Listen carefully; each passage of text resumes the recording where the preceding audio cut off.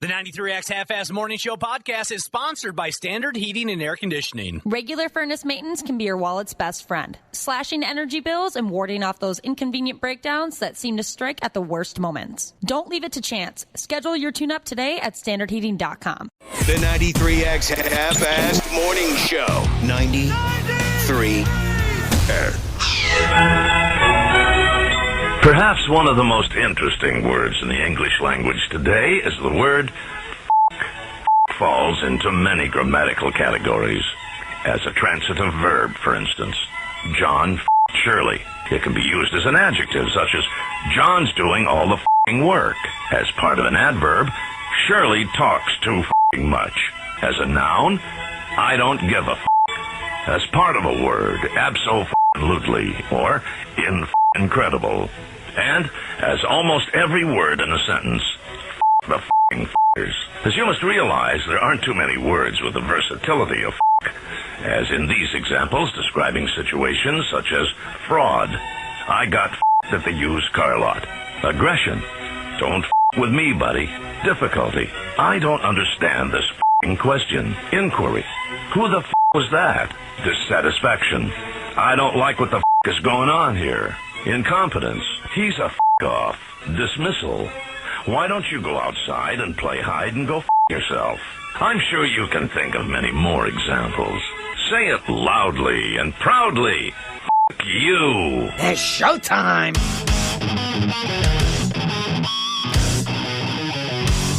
Oh, man, and we find ourselves right smooth in the middle of this godforsaken work week. Good morning and welcome to the 93X Half-Ass Morning Show. I think I'm spot on. It's Wednesday morning, right? Yep. Mm-hmm. That's it. Right in the middle of the week. Baby. I hear you. Josh cracked me up a few minutes before we went on the air. Gosh, sometimes I wish our off-air stuff was on air. It's often better. It is quite often even better than the garbage that we produce when the mics are live. Well, Josh was just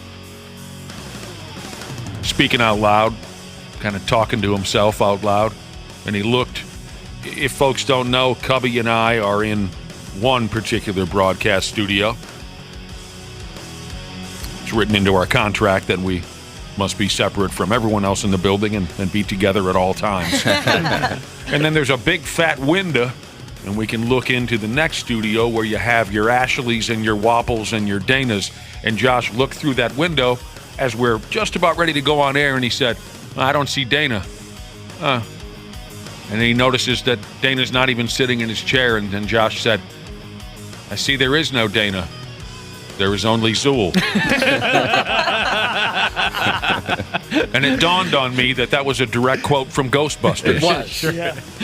And we were having a good time over here, weren't we, Josh? We had fun with that. And then now we got to go on air. It's ruined. And it ruined the fun. And now the day is ruined. That's a fun way to start the day. Yeah, I appreciate it, Josh. It's nice when your day peaks at 5:35 in the a.m. I needed that. It's been it's been a while since I felt this crappy. I was telling Nick this. As any COVID denier will tell you, it's not COVID. I took my test last night. But I got something. There's something going on. And I predicted it. Not that this was a Nostradamus-type prediction, but anytime the kids go back to school, he brings, one of the kids will bring home something. Yeah. And so I'm pretty sure I got it. I couldn't sleep last night. It's pretty miserable. Yeah, I'm sorry. Yeah, I texted you yesterday afternoon hoping you were feeling better, but you said you were still feeling crappy. And it got worse. For you. That was nice of you to do. So, last year we had the Infect the River where me and half the staff got COVID. Mm-hmm. So Nick was saying, you might legitimately infect the river this Friday for our booze cruise. You're patient zero. So far, I am patient zero. I hate the fact that you've come to work feeling so terrible. And we certainly hope you feel better. Is this your way of getting out of a baby shower? No, not at all. I was telling you off air. I didn't even consider that. And Nick and I were invited to a baby shower tonight. And he's like, you probably shouldn't go to that thing. And I hadn't really thought that far ahead. But, yeah, I mean, whatever is going on is not good. I don't want to infect a pregnant lady. Oh, definitely. Yeah, you'll probably want to stay away from that. I was going to maybe give him the option, but Nick said don't give him the option. Just don't go. Just don't go. I mean, yeah, if you're sick, you're sick. Yeah, send along a gift. It'll be fine. Wait, that's what it's really about. wait a second. What happened? I miss you, bud. I appreciate that. You're my man. I miss you. What, You miss Josh? What's happening? if Yeah. it was his party? Yeah, I'd be like, dude, party's canceled. Josh ain't coming. Yeah, If right. it were your party, I see what you mean. Well, what are we going to do with all this booze and drugs now that Josh isn't going to be here? Dana said I still have to send a gift, but if I'm not going, can I just return the gift? Yeah, might as well. Yeah. I was really looking for, it's a barbecue at the same time. Dang. And so I was bummed by that. And I was asking Nick if it would be in poor form to ask them just to DoorDash me some leftovers, whatever they've got. Make you up a plate. Yeah, a few people are texting in saying their freaking kids are doing the same thing and bringing home some diseases to them, whatever the gross kids are passing around at school. Well, obviously, I hope it's just a cold or something like that. It must be, right? I mean, Sucks you or had the to come to flu or work something. when sick. It's like, what, the second or third week of school, and my girlfriend teaches elementary school. She had 4 kids out yesterday already, this early into the season, with kids going down with sickness. Now we got Ashley coughing over here. But you always have a cough. You always have a... There's only 2 people in my life that I've met who have a cough 360... Well, I mean, I'm not counting smoker's hacks, because my dad's had a smoker's hack since he was 27. And it's brutal at times. Absolutely brutal. Not counting smoker's hacks, I've known 2 people in my life who have a cough 365 days a year. You're one of them, and then my buddy Doug. My buddy Doug has never smoked a cigarette in his life, and he has a cough all year round. I don't understand what's wrong with the both of you. I think Ashley's lungs are coated in vape fluid or something. Yeah, probably. I probably have like popcorn lung. But no, it's been really bad like the last couple days because of the moving to a new house. Like my allergies have been beating my butt. So They're giving you an ass whooping. yep. All right, well, sorry you're not feeling 100%, Josh. Yeah, you Appreciate need that. some chicken noodle soup or something. Cough drop. You know what I picked? I actually did pick up How about some cough drop soup? cough drop soup. Yeah, how about that? I love the taste of cough drops. Sure. Yeah, the good ones. I did pick up some chicken tortilla soup. Hopefully that does the same. that'll thing. help. I was kind of hoping, obviously, stay home tonight from the baby shower that we've been invited to. Try to get yourself in good enough shape to attend our boat party Friday night. Yeah, if you missed that, well, lucky you. No, I'm looking forward to go. I haven't seen Uncle Chunk in a while. And Lucky's 13, some of my favorite food, and we've had some regular listeners text in saying they're going to be there. So I want to talk to them about boring topics that they'd love to escape from. Yeah, you're good at that, no doubt. We've covered that many times. Josh will pin you. When it comes to conversations, he'll pin you, so be ready for Friday if you run into Cubby. But I was kind of counting on you to help me understand the do's and the don'ts, the this and the that of a baby shower. This will only be the second baby shower I've ever attended in my life, and the first one didn't really count. We were 23. It was more of a keg party where if you want to bring something for the pregnant girl, go ahead and do that. So I know nothing about the... Well, I was actually going to ask, so Janelle's going as well, regular guest from Channel 11 of the show here, and I was going to ask her, I've never been to one.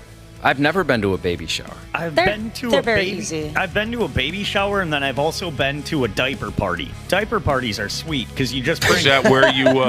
Diaper parties are sweet. Yeah, Is they that are. where They're no one's easy. allowed to use the bathroom? You all wear a diaper? That's a different diaper party. Oh. But you just bring a pack of diapers, and then you get a cup for keg beer. Yeah, I Bring like a those. pack of diapers. So everybody brings the same gift to the pregnant lady? Yeah, because then they just stock up on all these diapers, so then they don't have to pay for them for like the first 3 months. Well, geez, they got to get a U-Haul to bring them all home? Yeah, it does take a while to haul them back, but yeah, people say how expensive diapers are. They I are have seen expensive. people get a lot of diapers from those. Like, so I know somebody that didn't have to buy any diapers because of that. And I think it's because a lot of people get hand-me-down baby stuff, so they really don't need like a crib or a stroller because someone else already had one, so then they get it for a gift already. No, you're right. I mean, I'm trying to think. I don't think we bought my youngest a birthday present until he was 9. I mean, because people gave so much stuff away. Yeah, and then at baby showers, we played like games and stuff like that, and they gave away prizes. Okay. Yeah, And usually then the they prizes opened are. up baby gifts. I've only been to all women baby showers, so usually the prizes have been like perfume and shampoo and stuff. But the one piece of advice my mother gave me when I started going to baby showers was that when you're buying a gift, don't buy all the newborn stuff. They get a bunch, they get enough of the newborn crap. Buy stuff when they're like, 6 months down the line, 9 months, a year down the line. I mean, that's cute and everything, but I'm going to give them whatever the hell I want to give them. It's not my problem if in 6 months they're out of stuff or in 12 months or 18 months. Here's a pair of booties.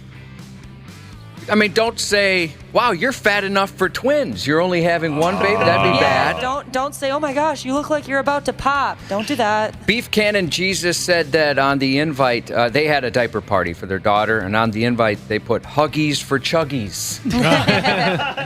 Cute. Man. Anyone suggesting any remedies for your sickness, Josh, yet on the text machine? Nothing yet. People have been texting and say they look forward to my Michael J. Fox voice. I do get that when I get sick. But I took Ashley's advice and got some of that emergency stuff. Yeah. Took some yesterday and this morning. Michael mom J. says it Fox, you works. mean the cracking? Yeah. The cracking of the voice. Like A sure. young Michael J. Fox. Yeah, I will say, I like when your voice gets like that. I don't know if I've experienced your Michael J. Fox voice. Lake Street Handshake Jesus is recommending you try some of Nick's grandma's blood chowder. Oh, dude. Coats the throat. We're only 3 months away from that story. Yeah, we are, aren't we, Wapple? Coming up. 2.5. It's beginning to feel a lot like that time of year for the blood chowder story. Everywhere we go. Couple of months away, you said? Yeah, 2.5. Oh my Christmas gosh. season, holiday season? Yeah. You excited about it? It snuck up. Yeah. It ain't here Is yet. that your favorite holiday, Christmas? No. What is your favorite holiday? I'd say 4th of July. 4th of July, huh? Yeah, you just get to eat hamburgers, hot dogs, brats, and drink beer. You could do that all year round if you wanted to. Yeah. Yeah, I was gonna say, Yeah, what you would really stop you could. doing that on Christmas Eve? Most men I've met have said their favorite holiday is 4th of July. And it has to be because of the barbecue. It's warmer, too. I don't give a rat's ass as long as it produces a day off, to be totally honest with you. Josh, put some Vicks Vapo Rub on the bottom of your feet. Really? And then put your socks on and then go to sleep, and you'll feel that- better in the morning. Is that legit? I've heard all kinds of things about yeah, I've Vicks heard of that Vapo before. Rub. Yeah, That's short but fat sheezes with that advice. I yeah, think when there's A couple people, sorry, including Cake Sitting Jesus, are recommending I try some moose soup. And other people are saying if I do have soup, don't let Ashley carry it. Yeah, I've never heard of Vapo Rub on your feet. I've always heard of it on your chest, so then it gets into your navel cavity and kind of clears everything up. That's what I thought. When we were little kids, I'll tell you, our folks, whenever something was wrong, they usually just splashed Vicks Vapo Rub on us and told us to get out of their face. I Yeah, love whatever that it was, stuff. it was Vicks Vapor Rub and then and Bactine. Those were the two things. That and just a kick to the butt saying, man up. Kick in the ass. Oh, yeah, actually, one of the lines my dad would always throw at us when we weren't feeling well. Sympathetic man, my dad.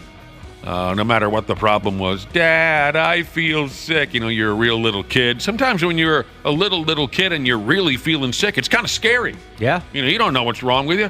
And so, you know, you walk up to my dad with like a terrible fever. I don't feel very good. He would say exactly this. And he still does it to this day. Have you taken a good dump? I say that. Nothing fixes a fever like a good old dump. It does. It hurts me.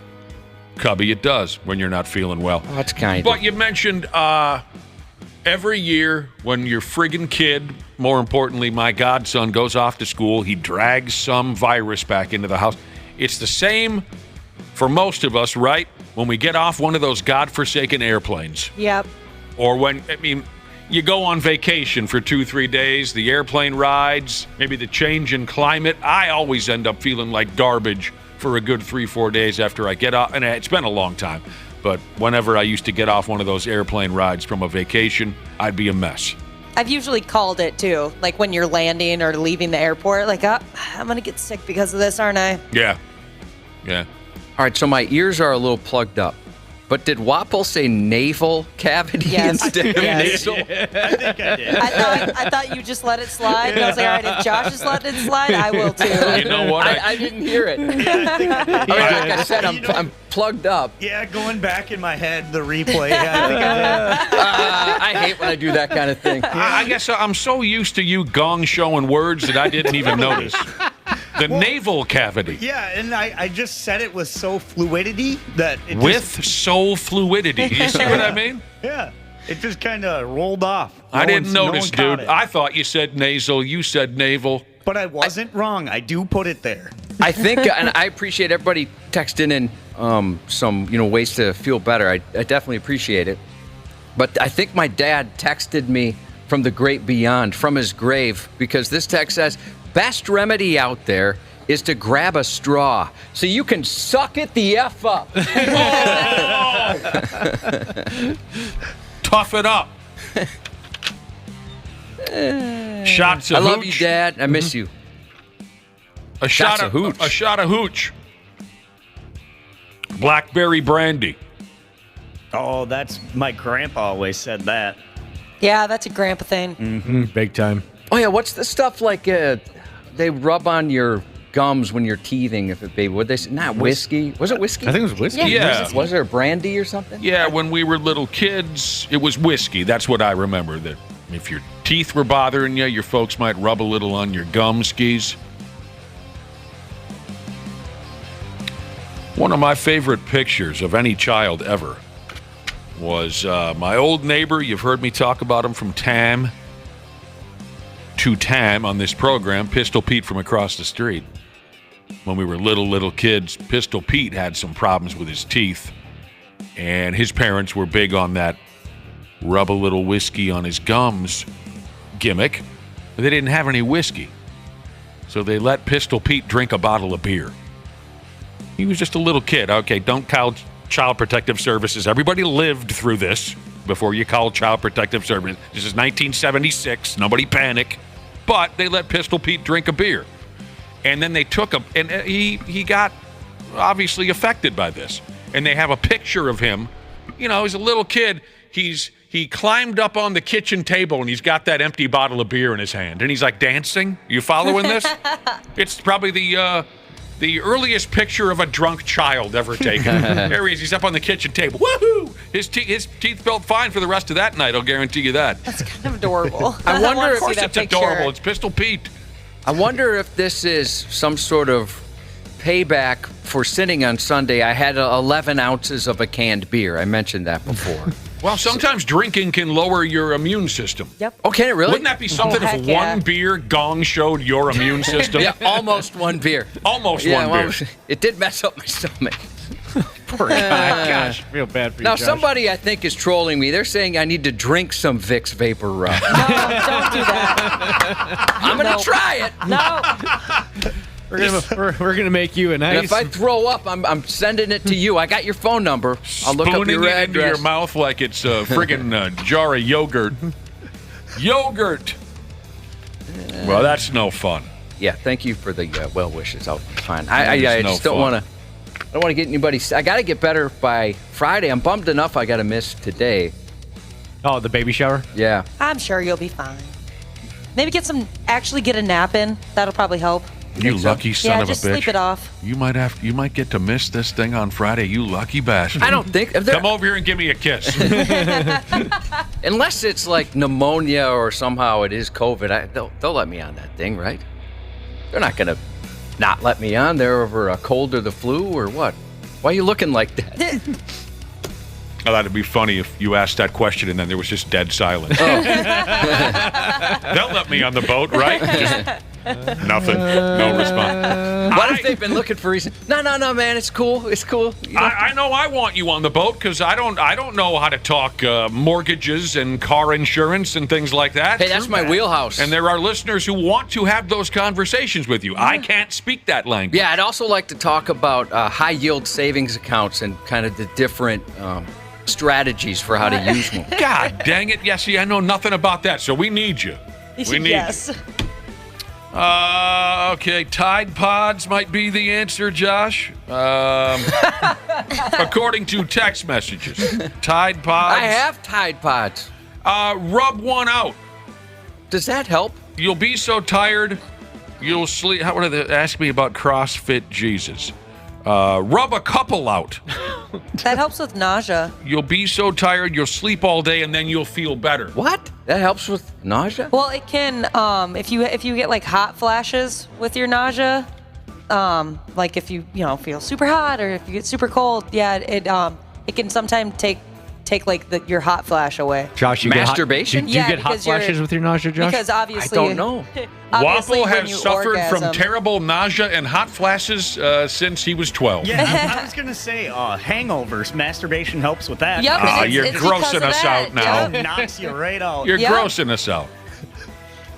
A lot of benefits. You must have felt great that one legendary day, Waffle. Hangover. It's the last damn thing I'm thinking about when I got one of those overhangs. Oh, yeah, just rub one out Geez, quick you just and then burping go up to bed. last night's beer and touching yourself. How It's the gross is last that? thing you feel, or the last thing you want to do, but it works. Eat a meal, masturbate, go to bed. How about I skip the masturbate and just, I don't know how you could. I'm cool just having a McMuffin and going back to bed. I don't need to whack it. That's it. How come doctors don't bring that up? I don't know. Can you imagine? Dr. Because Waffle it's would not prescribe smart it all the advice. time. When they say take 2 of these and call me in the morning, do they mean like 2 whacks? We'll have to ask Dr. P the next time he's in. Dr. P's going to try to talk you out of it. I'm nowhere near a doctor, but I'm telling you, there's nothing smart about going from 0 to 100 like that when you have an overhang. Right? You're laying there in bed like a dead carcass, right? Yeah. Overhang. You can't barely move. And then you start wailing on yourself? Yeah. There's something dangerous, I think, in that dramatic a change in blood pressure and things like that. Yeah, it's like Just go get a sausage McMuffin with egg and go right back It's to like sleep. I've already been sleeping, so then I wake up. I'm like, oh boy, I'm hungover. Then you eat, masturbate, go back to bed. I understand the process. I'm not going to. Is it advocate? Is that the line? Yeah. I'm not backing that. I think there's a danger in what you're doing to your respiratory system. I'll advocate it. You will. You want that? You're going to spearhead that one? You want that blood on your hands? I'm going to do research on this topic. It's not blood, is it? Yeah, It's pod. You want that pod on your hands? I got to go, guys. I got to do some research for my new topic. A guy, speaking of a guy, that doesn't make sense. I'll just go this way. I'm a guy with a heart condition. That scares me. To go from brutally overhung to suddenly on the verge of a wild orgasm, that scares me. I don't know. For the guy who didn't lose his virginity until age 25, I'm going to trust his masturbation advice. True. Yeah, you know what? Well, yeah, but Dana, look at it this way. I started drinking when I was 9. That's a good point. You see what I'm saying? Yeah, so- Maybe we're both experts in separate fields. Waffle. We just need to combine them, you know? If we combined our powers, we would be unstoppable. People are texting in and they agree with what you're saying. This person says, for example, hangover whack is where it's at.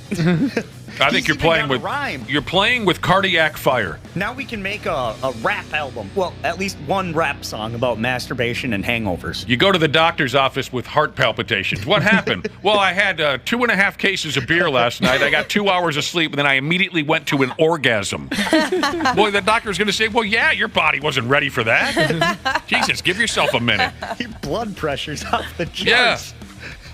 I've got this terrible nosebleed. What happened? Aggressive masturbation. Yes. Hand slid right off. I Oh my clocked God. myself in the nose. Oh, that'd be great. You I had love to. that. You had Ashley, to were be you there. the one that started this whole thing? Yes. Yep. If we're ever if we were roommates, Wapple, remind me to go sleep on the couch when you get really drunk. You know what I mean? Next morning, I don't want to see you in that condition or in any condition. Or anytime Ashley sneezes, I'm leaving the room. No, it's so you know how like after you throw up, you get like that really nice feeling. It's like the best feeling ever. You feel relieved. No. You're like cool. You get like maybe 20 minutes until you start feeling nauseated again. Well, if you take that 20 minutes and pleasure yourself 20 minutes. that like good or like, you know, a chunk of that time. No one's taking 20 minutes. Heck no. You'll like prolong that good feeling. All right, here we go. I got to piece this together. Now we're advocating masturbation alongside of vomiting. Yep. That's how it started. Yep, I was trying to go back to how this conversation started. Oh, I don't remember you said that a few minutes ago? Yep. Oh, yeah, you did. You were talking about, okay. I didn't connect nausea and vomiting. I was treating them like two separate things. That's right. You initially said you're nauseous, you're having hot flashes, masturbation will solve that problem. Yeah, it has something to do with like the way your temperature is controlled in your body. It like it's in the same area in your brain, so it reacts the same or something like that. I'm going to go against that and say it's probably not good for your body. Let's specifically talk about guys. It's probably not good for your body to lose that amount of fluid in such a short amount of time. I think it might be different for men. I'm not sure. I don't know. Right, Josh? I have no idea. You spray out everything that you've consumed, and then you have an orgasm. You see where I'm going with that? Might be worth trying. I mean, does it fix... I mean, you guys ran down a list of all the stuff that... is it help every problem? For example, I've got a leaky dishwasher. Will it take care of that? You have to be by the dishwasher when you do it. That'll help? Yep. So what you're saying is... And keep in mind, I have a wife and a child still living at home. I masturbate in the kitchen. That's Dr. Ashley's recommendation? Yeah. Son, I'm just trying to clear up this whole dishwasher debacle. Send him to his room. Give him something to do. I can just... wrong pipes. What? Wrong pipes. I'm picturing someone playing with themselves next to a pile of vomit. And their wife or husband approaches and says, "What the hell's going on?" "Well, I just threw up." It's like the same reason why sometimes people like really cold showers or really hot showers when they feel sick. Because it triggers that response in your brain. Yeah, my wife takes a hot bath. She said that always helps. Yep. You're masturbating next to a pile of vomit, huh? Well, yeah, I heard a gal say on the radio that right after you vomit, there's this wonderful 20 minutes. You take advantage of that time, you masturbate, and then you... Hospitals are going to be different for a while. Yeah. According to Google, one doctor says that the post-orgasm boost might be enough to get someone through the last hour or hours of a hangover. If nothing else, getting off might function as a handy distraction from your less than optimal state of body and mind. Handy. Maybe I'll is give more you a of handy distraction. A psychological thing. That could be it, too. Looks like I can partner with one doctor. There you go. Yeah. You guys can do a case study together. Just get drunk every morning and wake up and masturbate together. Yeah, get a prescription for that. You? Yeah. You can just do it wherever you want. Yeah. No, I have a prescription. What a hell of a... Yeah, it might be in the same doctor's office where they write you a prescription for window tint, which, by the way, I'd like to get. We have some very distinct and educated medical opinions on this program. We do. Ashley Nord, MD. The M, of course, stands for masturbation. The D for do it. Some very distinct and educated medical opinions. We got to get a little move on towards this and that. It's Wednesday morning. We appreciate you tuning in. I think stupid news will be around the corner, but we got to take a break first on the Half-Assed Morning Show. There's a douchiness to them. The 93X Half-Assed Morning Show. Hey, Minnesota. CJ Ham here. Huddle up for a second. You need someone to go the extra yard when your furnace is out? Give the ball to the certified pros at Standard Heating and Air Conditioning. They've been at it for 90 years. Ready? Break. Regular furnace maintenance can be your wallet's best friend, slashing energy bills and warding off those inconvenient breakdowns that seem to strike at the worst moments. Don't leave it to chance. Schedule your tune-up today at standardheating.com. If you have sleep apnea and struggle with CPAP, consider that CPAPs were invented in 1980. Do you even remember 1980? Everyone's house had one telephone. There were like 4 TV channels. Now, for people who struggle with CPAP, there's Inspire. Inspire treats sleep apnea inside your body at the click of a remote. No mask, no hose, just sleep. To learn more, visit inspiresleep.com. Inspire is not for everyone. Talk to your doctor to see if it's right for you and review important safety information at inspiresleep.com. stupid news on the Half-Assed Morning Show. Yeah, welcome back to the program. Before we all fall down and touch ourselves over the stupid news, we've been talking a little bit about our boat ride Friday night. I just heard some kind of an ad for the friggin' thing. Right now on the Luther Bloomington Kia text line, text PORT, P-O-R-T, PORT, to the phone number 651-989-9393 for your shot to win tickets to Rock the River. That's what we're calling it. Some call it Infect the River. Either way is cool with us. 651-989-9393. Text the word PORT for your shot to win tickets. Friday, we're going to launch from downtown St. Paul. Couple of drinkies, something or another to eat from Lucky's 13 Pub, live music from Uncle Chunk, and we can't thank enough the folks at Paddleford Riverboats. Anytime, bail bonds, good luck with that. We'd love to see you on the boat. So those are my plans for Friday night, Josh. Going to the boat? You'll be there. All of our plans involve the boat ride on Friday night, but I found out via a text message that at least I've been invited to another event Saturday night. I don't know if I'll make it. I don't know. You tell me, Josh, if you'd commit yourself to this. Saturday night, Grindcore Jesus has invited me to a live concert. It seems that his favorite act, Dying Fetus, who are currently on their Make Them Beg for Death world tour, beautiful, are playing at the Skyway on Saturday night, Josh.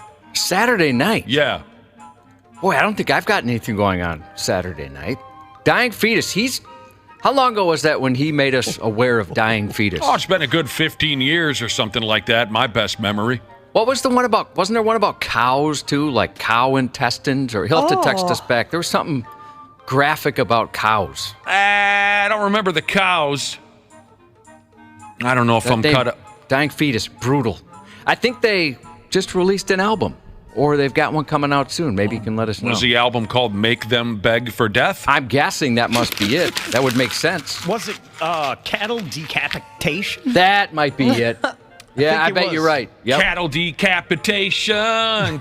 Is it a song or it's a band? It's a band. It's a band. But they do have a song called We Eat Our Young. We Eat Our Young. Yeah.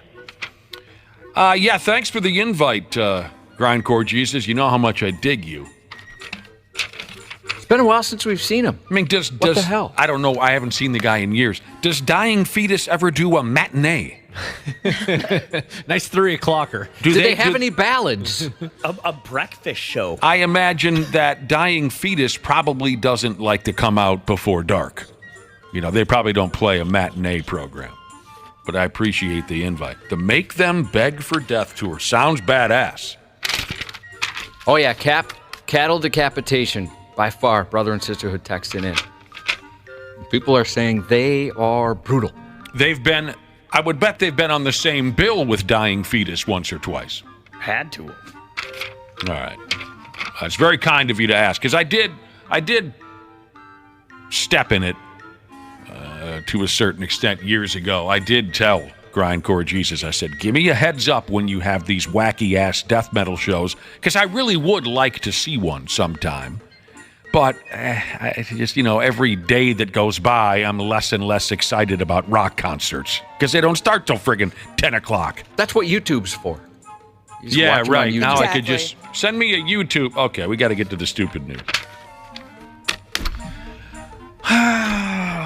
Don't get me started on baby names these days. It's a damn shame what some folks think makes for a good baby name. Yeah, I have a couple friends where you kind of wonder, or at first you think it's a joke, and then realize it is not. They're very serious about it. You know what I'm saying? Oh, you named your kid Gollum, huh? Oh, it's the worst. This just happened to me. It's the worst when you ask somebody, like, oh, you have 2 kids, cool, what are their names? Then they tell you, and it's something outrageous, and you're like, that's cute. Love it. I always dig that stuff. You name your kid, Braxlin. This just came to mind. What? Braxlin. Braxlin? That kid is definitely going to be on a rowing crew at some point at some prestigious university. I mean, what if your kid never gives a rat's ass about Lord of the Rings, but yet you named it Gollum? Pull your head out of your ass. Here's the thing. An Australian journalist named Kristen Drysdale just went ahead and had a baby, her third baby, from what the story tells me. Her third baby with her husband. Chris is his name. And they named the poor thing Methamphetamine Rules. Yeah. You really thought about that kid's life as they grow up with a name like that. The worst part about this, too, is she's a journalist. She should know better. Well, I'll explain, Wapple. You won't be so mad here in a minute. This Drysdale lady, she works on television like Randy Shaver does. Script reader. Unbelievable. The attention that those people receive. They read scripts. They do. No talent at all to be a television. What do they call it, Josh? An anchor? Anchor. Yeah. None whatsoever. Oh, dang it. Sorry. I was skipping ahead. None whatsoever. That was your line, Dana, in our radio script. Sorry. Yeah, you jumped ahead. It's okay. I took it. Yeah. I apologize. It's all right. She's been working on a story for the television station about what folks can and cannot name their babies in that part of the world. And you know, there are folks who look into what we name our babies, and they look into whether or not people use offensive terms and such. You know, there is a baby name police out there. So this lady more or less used her own newborn baby to test the system that governs what we can name our babies. Or I should say, governs the babies born out there in Australia. I'm not sure what the setup is around here in the States. So this Drysdale lady thought, what's the most outrageous name that she and her husband could think of that will definitely not be accepted? They landed on the name Methamphetamine Rules. They thought the name would be rejected, but it was accepted. And now they don't want the baby anymore, and they're looking for takers. Talk about a big backfire. Yeah, somebody, whoever's in charge of that's like, you know what? Methamphetamine does rule. Just lights up some meth. Yeah, that's a cool name. You know, or the baby police is so tired of receiving these ridiculous names, you know, people testing their system, that someone at the baby police said, okay, fine, you want Methamphetamine Rules? You got it. It's all yours. And Miss Drysdale and her husband, they got the official birth certificate in the mail and everything. Methamphetamine Rules is listed as her baby son's name. Oh, You framed that one. nice one. He does look cool. I mean, he should have the name Rules in some capacity. Maybe not methamphetamine. It's a cool-looking baby? Yeah, I mean, I got to see what look at his How do you pose. look cool? He looks like a badass. Well, he does look quite relaxed and comfortable and confident as a baby. Absolutely, I'll give you He kind of that. has a sup type vibe going.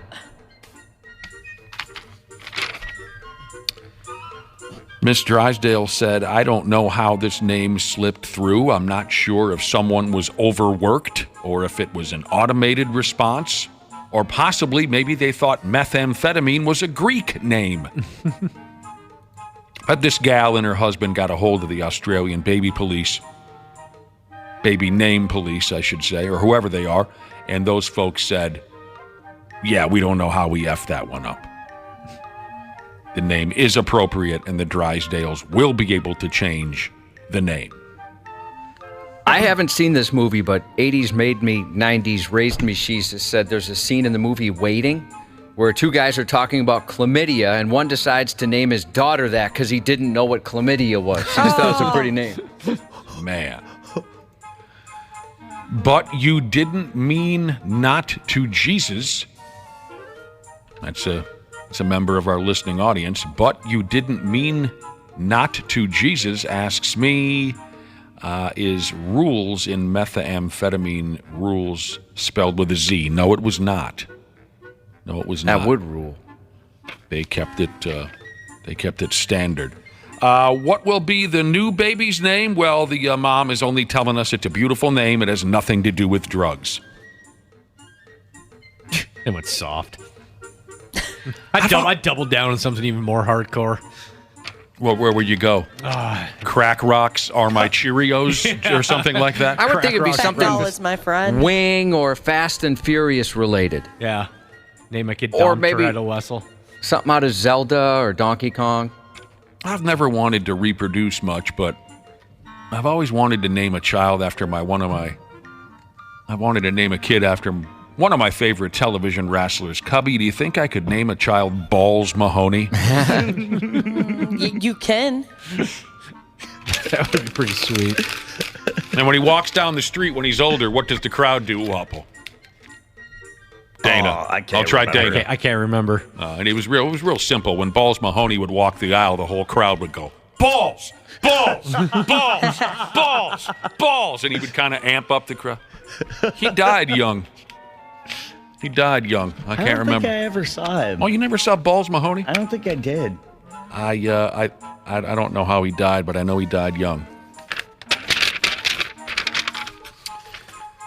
Speaking of those filthy little babies, one of them got born over there in India a day or two ago, and the damn thing has 26 fingers and toes. So creepy looking. Oh, I didn't know there were pictures. Yep, it's up on 93x.com. Here you go. Here's. Well, then, that is something to see. I'm looking at the baby on Josh's computer screen. There's one with the hand. The hands. The hands!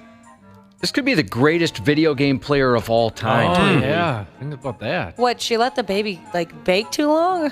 Or what? Yeah, I don't know how that happens.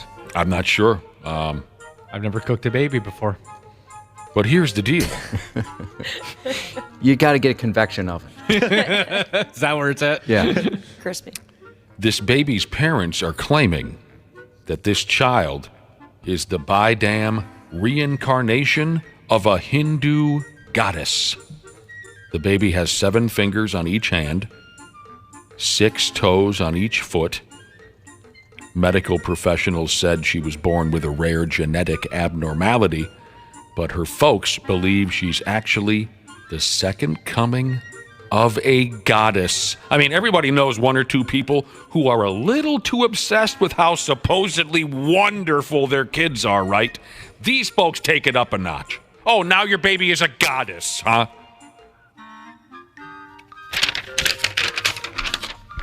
Oh, I guess if they believe that, they're probably not going to do anything to Like remove help the them? baby. Yeah, to Lop off remove a couple them. fingers. Yeah. I don't know, Ashley. I don't know what they're going to do. The goddess they're comparing their child to, if I can understand this, is a well-known deity called Dolagar Devi. And statues depict this goddess as a young girl with several arms. And the baby's parents are pumped about all this. I think they've gone a little bonkers. Probably gonna try to make money off the kid. How would you make money just showing it at, well, I mean, there's no such thing as like freak shows anymore, so. Maybe there are there. Oh, maybe there are. We don't know yet what the parents are going to do, if they'll sign up for some surgery to get the digits down to a more reasonable 10 fingers and toes, but there's nothing medically wrong with this baby. A doctor over there said there's no harm of any kind in having 26 fingers and toes. She could be a future guitar god. Oh. Mm-hmm. I'll tell you what, Cubby, that kind of setup would help me when it's time to work on some arithmetic problems.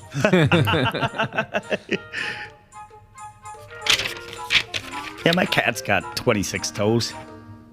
What are they supposed to have? She's a polydactyl cat. They're supposed to have 20. Word.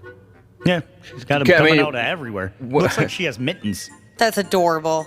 So it's quite obvious when you look at her? Oh, yes. So how many extra toes on each foot? What would it be? 1, and then I think one has 2. 2 extras. That's so cute. Can she do anything different from other cats because of it? Destroy your couch a lot faster, I would imagine, right, Wapple? Yeah, they said that it's... Do all of the toes include claws? Yes. Oh, God. Yeah, so like, when you're trying to cut her toenails and stuff like that, that can take a little while. Yeah, but they say that it's supposed to be good luck for cats because it's easier for them to hunt. But apparently polydactyl cats are born because of incest. That's what I've always heard. That's hot stuff. They're also called Hemingway cats because Ernest Hemingway had a bunch. Huh. He was specifically only liked cats with extra toes? Yeah, like down by the Hemingway house, you could see all these polydactyl cats everywhere down there. Dude, that's scary. How do you It's like know a all this horror stuff? movie. Sounds like you haven't looked into this at all. No, not at all. I just knew it because when I got Minnow, I was like, that's kind of weird, and then kind of researched it. Who's Minnow? My cat. The one with all the extra toes? Mm-hmm. My dad grew up with a dude who had an extra thumb on one hand. He brings it up once in a while. They had a lot of laughs with that in far southwestern Minnesota in the mid-'50s. We had a kid that we went to school with that had 12 toes.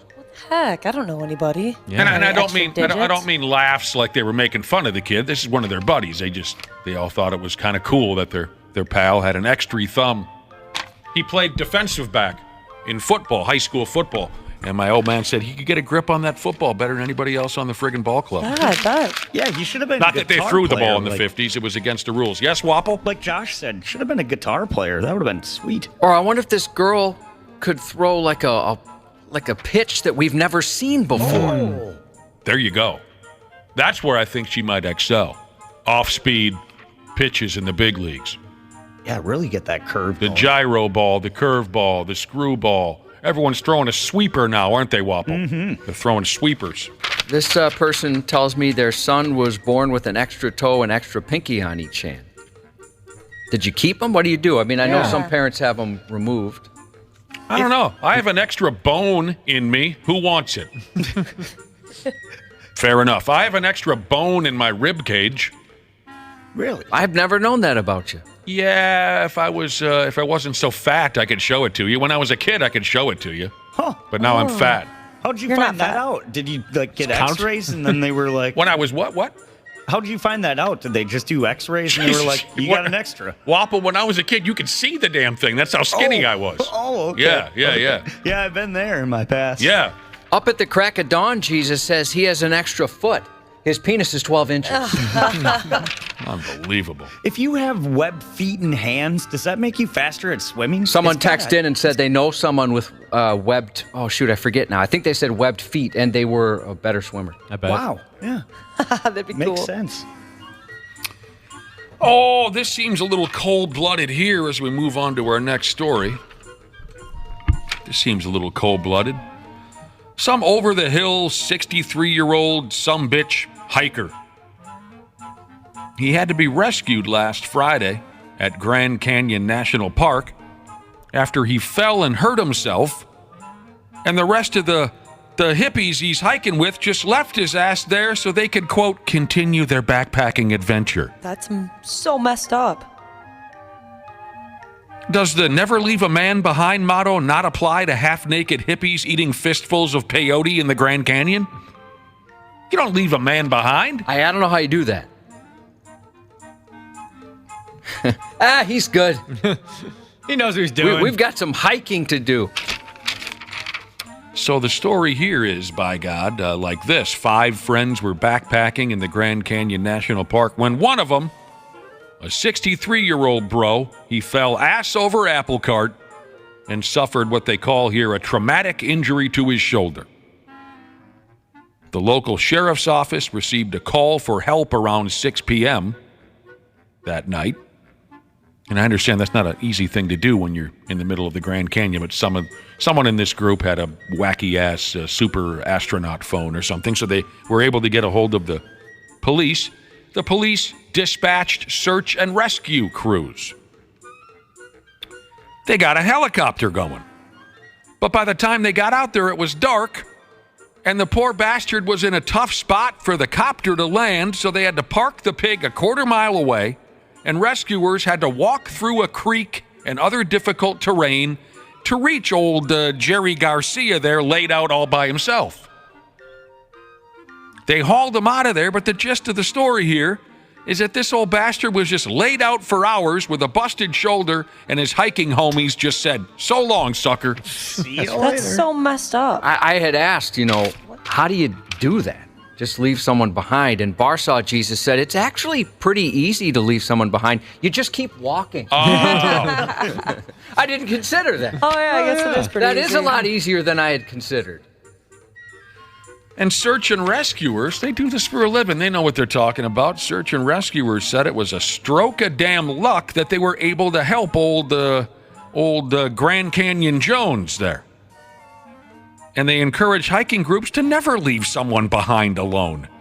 I think most people would know that without needing the reminder, except for these dicks.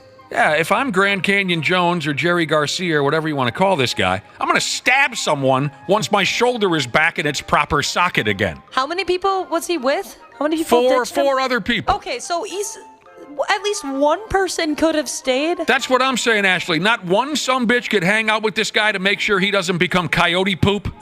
Maybe he was just a douche.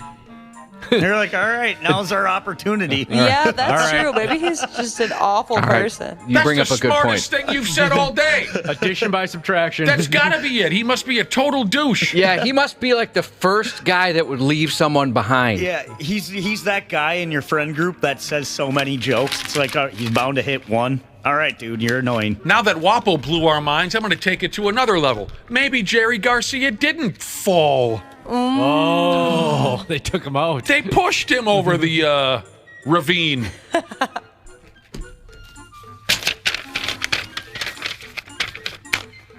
That's got to be it. The rest of the hikers are thinking, if this freaking guy tells one more stupid story, I'm shoving him off the... Friggin' hippies. Here's another deal now. There's a popular rock climbing and hiking spot in British F Me Runnin', Columbia called Squamish. They call it the Squamish area. Maybe some of you know what I'm talking about. And apparently so many hikers and rock climber hippies are leaving coilers in the woods. No. That Canadian DNR, or whoever's in charge over there, is now providing human poop bags for folks who show up to do all that silly outdoorsy stuff and have to cut a deuce. Folks are tired of stepping in human turd piles. These bags are not for pets, they are for people. Wait, where'd you say my tax dollars were going again?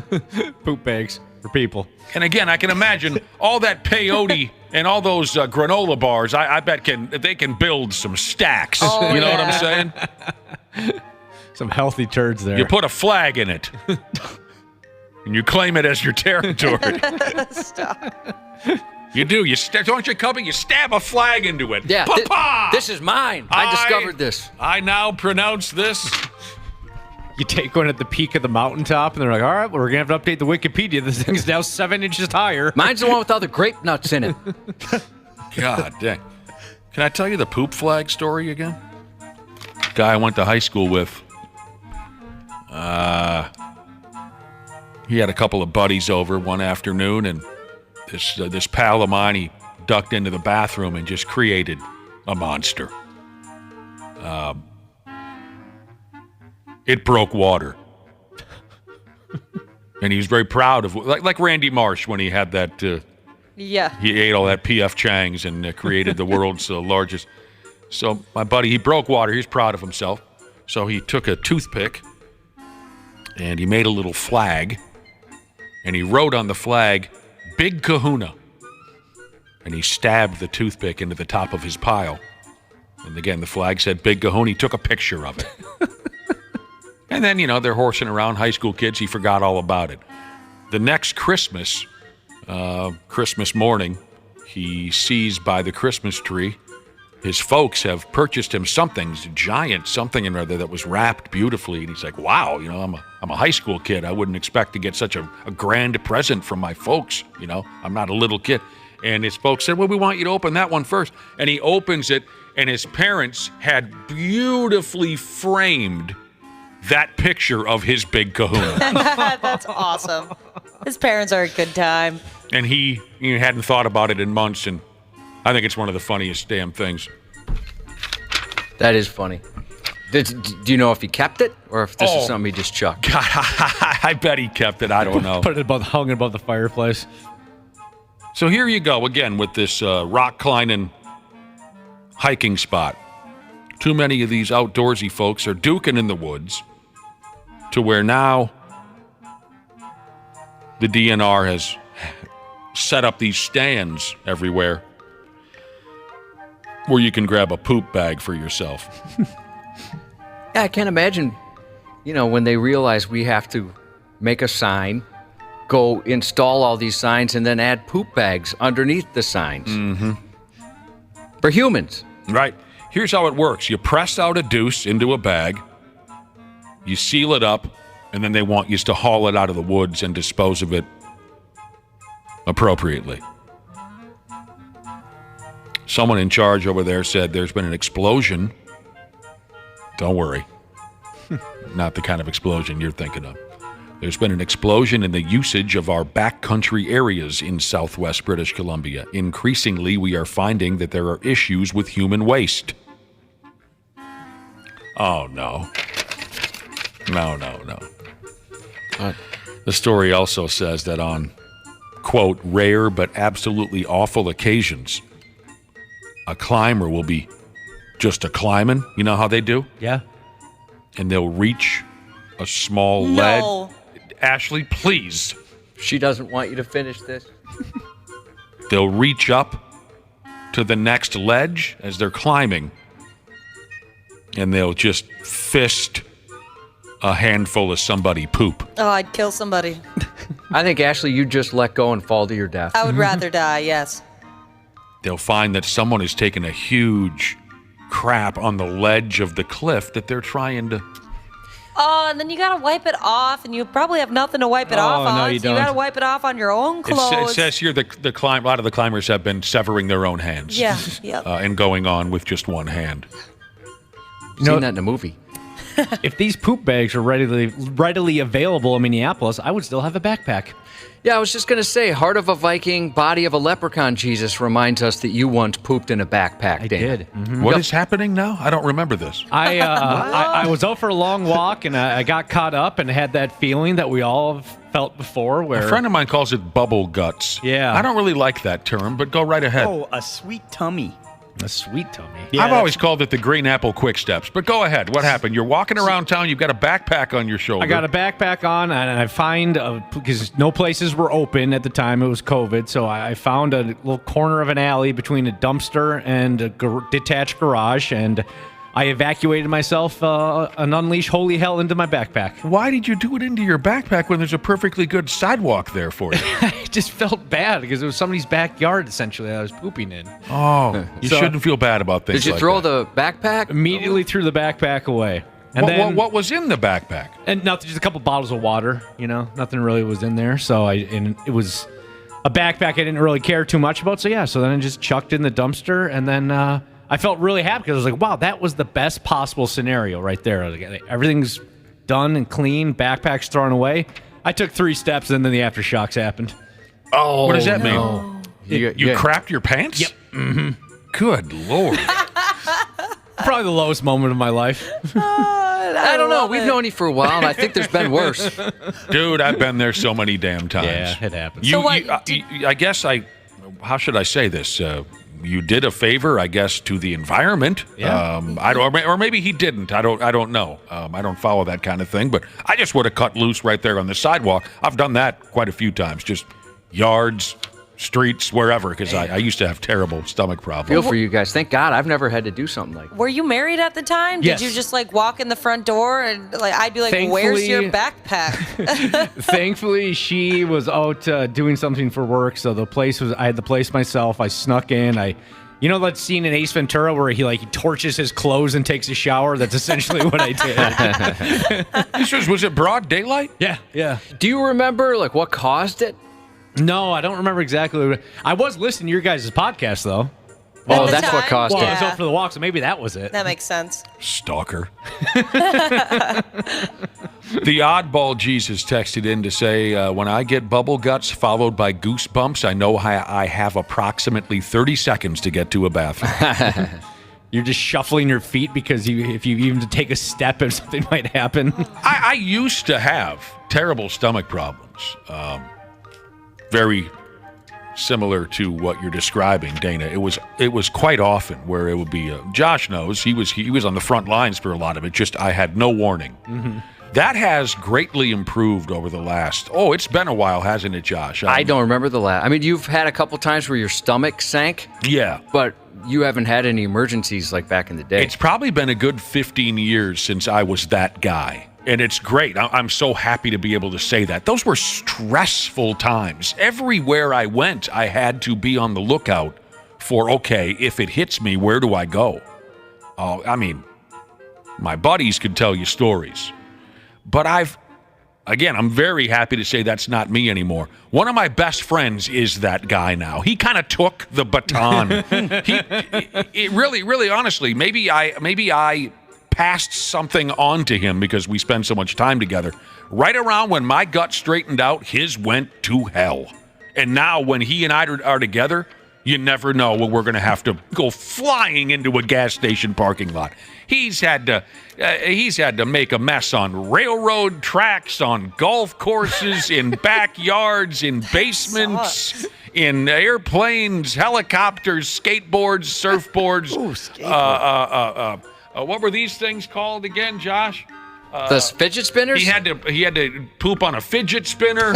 Impressive. While playing Pokemon. What else is trendy these days? Everywhere's. I'm so glad I've never had an issue like that. Like, obviously, you have moments where you're like, oh God, my stomach went sideways, but it's never been like, I got to get somewhere now. That would be so scary. With a callback to our first break, dry-aged ribeye Jesus said masturbation helps with bubble gut. Oh, man. What if it happens at the same time? That is gross. Oh, that reminds me of many years ago. Maybe you had to be there. Many years ago, I was at like an outdoor party, barbecue type scene. And a dog comes running into the yard. A dog comes running into the yard, and it's hauling around the pink crayon. Ugh. Yep. Right? So that creates some laughs, right? It's always laughs when a dog comes running onto the scene with the pink crayon happening, right? I'm not the only one who giggles when the... No, it's funny. Right. So here comes the dog with the pink crayon, and then he immediately squats to take a massive dump, right? And one dude in our group starts laughing really hard. And a gal turns to him and says, "What, you've never taken a dump before?" And he says, "Well, yeah, but not with a boner." I told you might have to be there. Sports on the 93X Half-Assed Morning Show. Gillick draws back the pass. He's airing it out. It's going to be long. No! No! Touchdown Western. You know my complaint, Josh? What's that? The number one complaint every football season. There's not enough passion from the announcers. Yeah, you can never tell what team they're rooting for. Yeah, he keeps it right in the middle, very neutral. That was a Canadian college football play-by-play announcer. I don't know what a lot of you are saying. There's such a thing as Canadian college, but yeah, his team got beat in the last minute, and you could tell. Poor guy. He is getting a lot of attention, though. Oh, yeah, absolutely. That's blowing up. Keep an eye on this matchup. Queen's University in Ontario, they were playing some other Western University. Keep an eye on this matchup. It says here in the article they could face each other in the Canadian College Football Playoff. Let me know if you find a start time on that, because I'm there. I know what you're going to say. A big shocker. The Half-Assed Morning Show was talking about terrible diarrhea emergencies and things like that a few minutes ago. We were. And I got a couple of texts. Boy, yeah, I mean, you never know. Some of us, we just never know when it's going to hit. Here's a listener who says he was on his boat last night, Josh, when the tremors started. Tremors. That's a terrible feeling when you're on a boat. Yeah. Yup. I have gotten completely naked and jumped in the water. I have. And my friends had to watch it. They had to. There's nothing I could do. rough. I got completely nude and I dove into the water and I unleashed the flare. How do you call it, Josh? Fury. The fury. And I crawled back into the boat nude and I dressed myself and continued fishing. I wouldn't have thought of jumping in. Smart. I would have just kind of hung it over the side. That's better. I was completely nude. This guy says he was on the boat when the tremors started. I raced back to the house and had a photo finish that would have made NASCAR history. Good for him. And then another guy says, first date with my now current girlfriend, I sneezed and duked myself at an Applebee's. Listeners have been texting in, busting my chops about my past stomach problems. And like I said, very thankfully, they're in the past. I have not been that guy for many years. I don't know what I've done differently, but it's much, much, much better now. But listeners have been texting in, breaking my balls. Yes, I once had an emergency at a fancy furniture store. Any port in a storm, I had to race into the nearest building, and it just so happened to be this fancy, completely dead silent furniture store. All there was in the joint was a salesman, nicely dressed, and 2 customers, nicely dressed. I walk in a pair of jean shorts and a Stone Cold Steve Austin tank top, and I say, do you have a bathroom? And they said, around the corner. And I absolutely, it was horrible. Horrible. They heard every sound that I made while this couple is trying to buy a $16,000 coffee table. So you pooped in the nicest places and the not so nicest places because you pooped in Jamaica. You're right, Wapple. I've hit everything from Skid Row to Broadway. Yes. You know, some people have maps up that have like world maps and they have little pins for the places they've been. Nick has one for places he's had to take. We've talked about that ass. Crap. Poop maps. Oh, yeah, that's right. Josh was there. I ran through the jungles of Jamaica and found a hut in the middle. It's just not a made-up story. Right, Josh? That's right. There was a hut. We were on a bus, and everybody was really annoyed with Nick, and it was ridiculous that he's having a bathroom emergency, and people acted as if he was doing it on purpose. Yeah, oh yeah. He was really inconveniencing everybody. This bus full of self-centered radio douchebags all acted like I was holding them hostage. I just said, look, I'll do it right here on the bus. I really don't care. But if you don't stop, we have to stop, or I will do it on the bus in front of all of you. They let me out the bus, and I literally ran through the jungle, and I'm knocking on a hut like it's an episode of Gilligan's Island. And some local had no idea what I was saying, but they showed me there was a hole dug in the back of the hut. I used that. Josh, Anyway. while you were still on the bus, were you just telling people, don't worry, this happens all the time. He'll be fine. No, I was asking people what their problem was. Oh, okay. And explaining, like, hey, it wasn't like he woke up this morning and said, how can I F over a busload of jerks? Right. Yeah, How can come I on. ruin the day of these? I didn't care. I hated those people. Yeah, if anything, you were trying not to ruin their day. Before we get out of here, the Twins won in Cincinnati last night 7-0. Cleveland lost. The magic number is down to 3. They can clinch the division today, but God help us, we don't know what's going on with Royce Lewis. He left the game last night. With his past injury problems, this is a concern. It might be nothing. We'll get into it in a half hour with Randy Shaver and Brad Ryder. Josh's News is next. There's a douchiness to them. The 93X Half-Assed Morning Show. Hey, Minnesota. CJ Ham here. Huddle up for a second. You need someone to go the extra yard when your furnace is out? Give the ball to the certified pros at Standard Heating and Air Conditioning. They've been at it for 90 years. Ready? Break. Regular furnace maintenance can be your wallet's best friend, slashing energy bills and warding off those inconvenient breakdowns that seem to strike at the worst moments. Don't leave it to chance. Schedule your tune-up today at standardheating.com.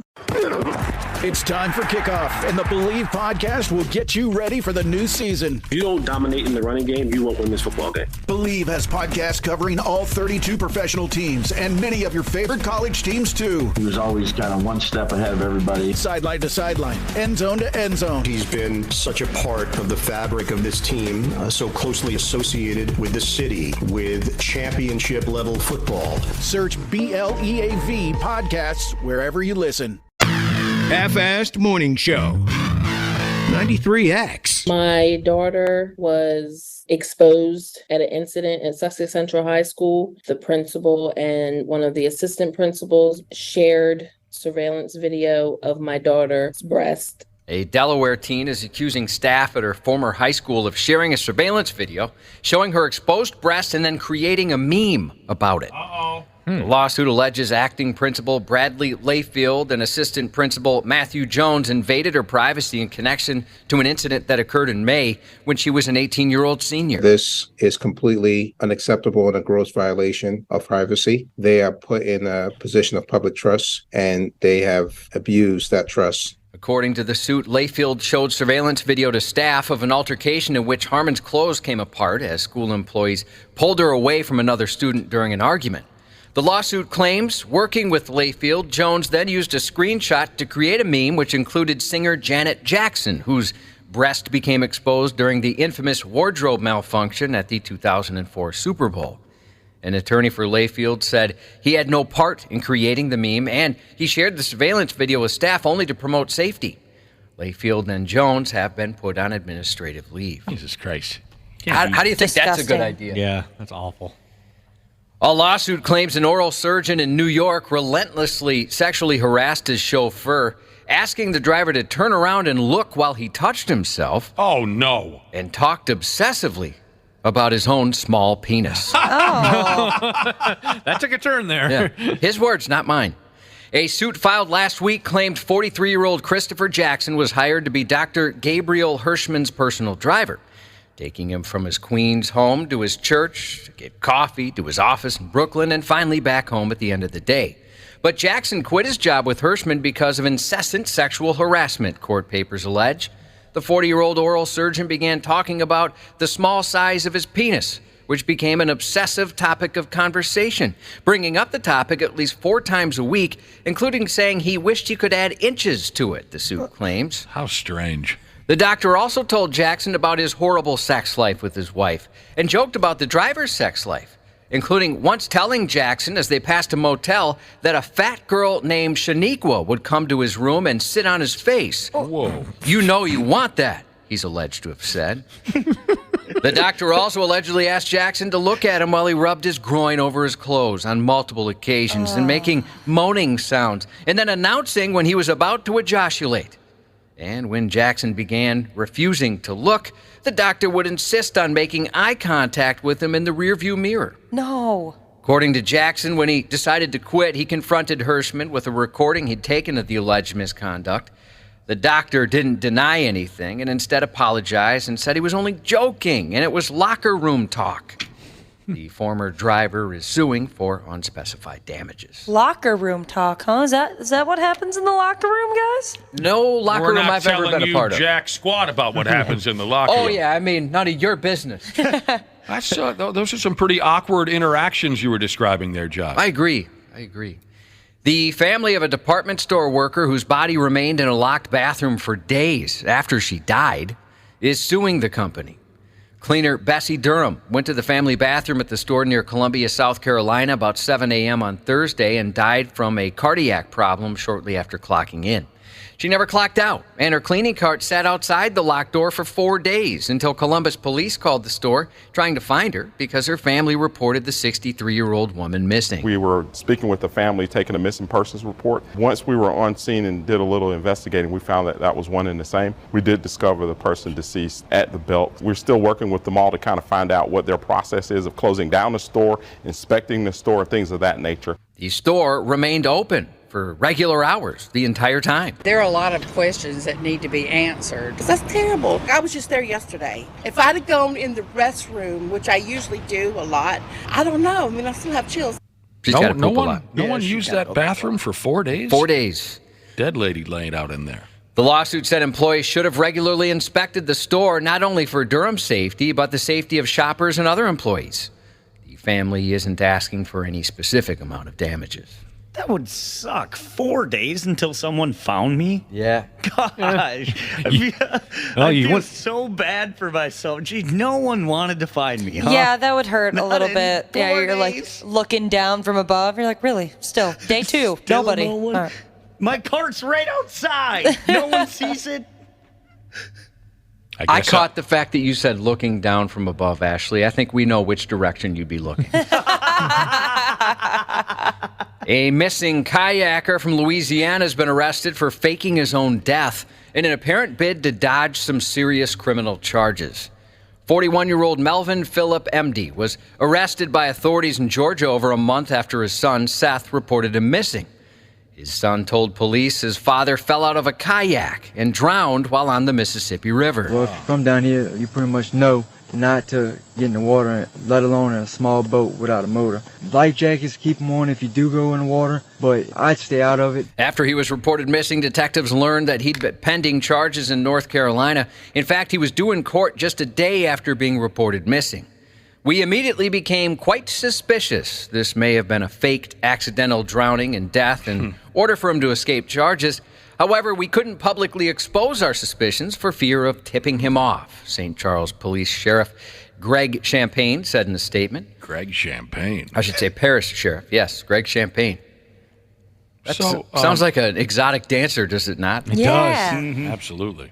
The sheriff's office discovered the man purchased 2 prepaid phones at Walmart on the day of his alleged drowning. Detectives worked with authorities in North Carolina and the U.S. Marshals Service to track those phones. Then on Sunday, a Georgia State Highway Patrol officer attempted to stop a motorcycle for not having a license plate, but the bike fled and ultimately crashed.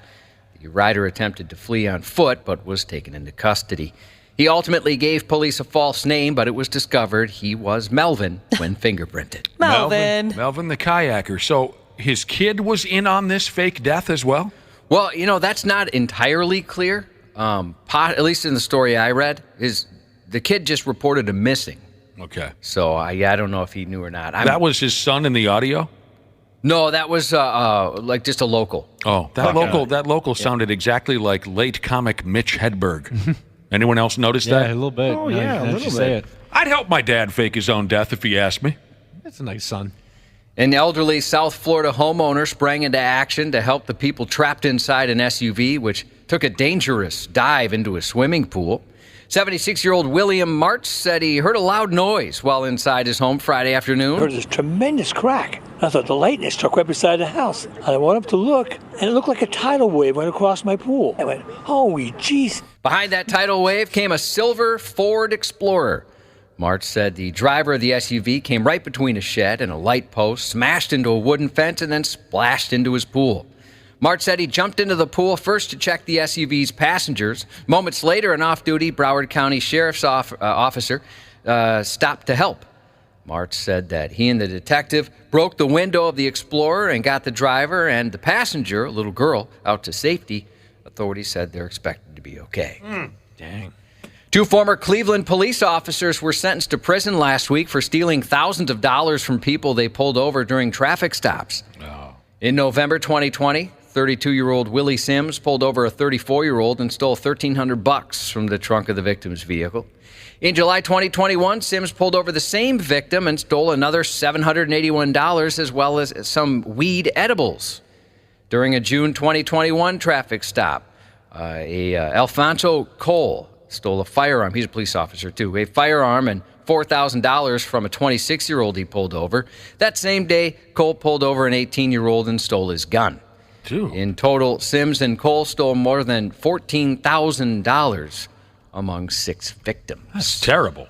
But then again, I mean, have you ever shopped for a motor vehicle and said, hey, to the salesman, let me get a look at the trunk because that's where I want to keep $3,200. What? Who runs around town, Josh, with $3,000 in the trunk of their vehicle? Well, this is pure speculation. I was wondering if maybe these are dudes up to no good, and maybe they thought they could get away with it for that reason. That's probably it. Don't know for sure. You are a smart cookie, and you always have been. Oh, well, I could be way off on that. You always have been, I have not. said. Never have. Never will. I don't know why you gotta.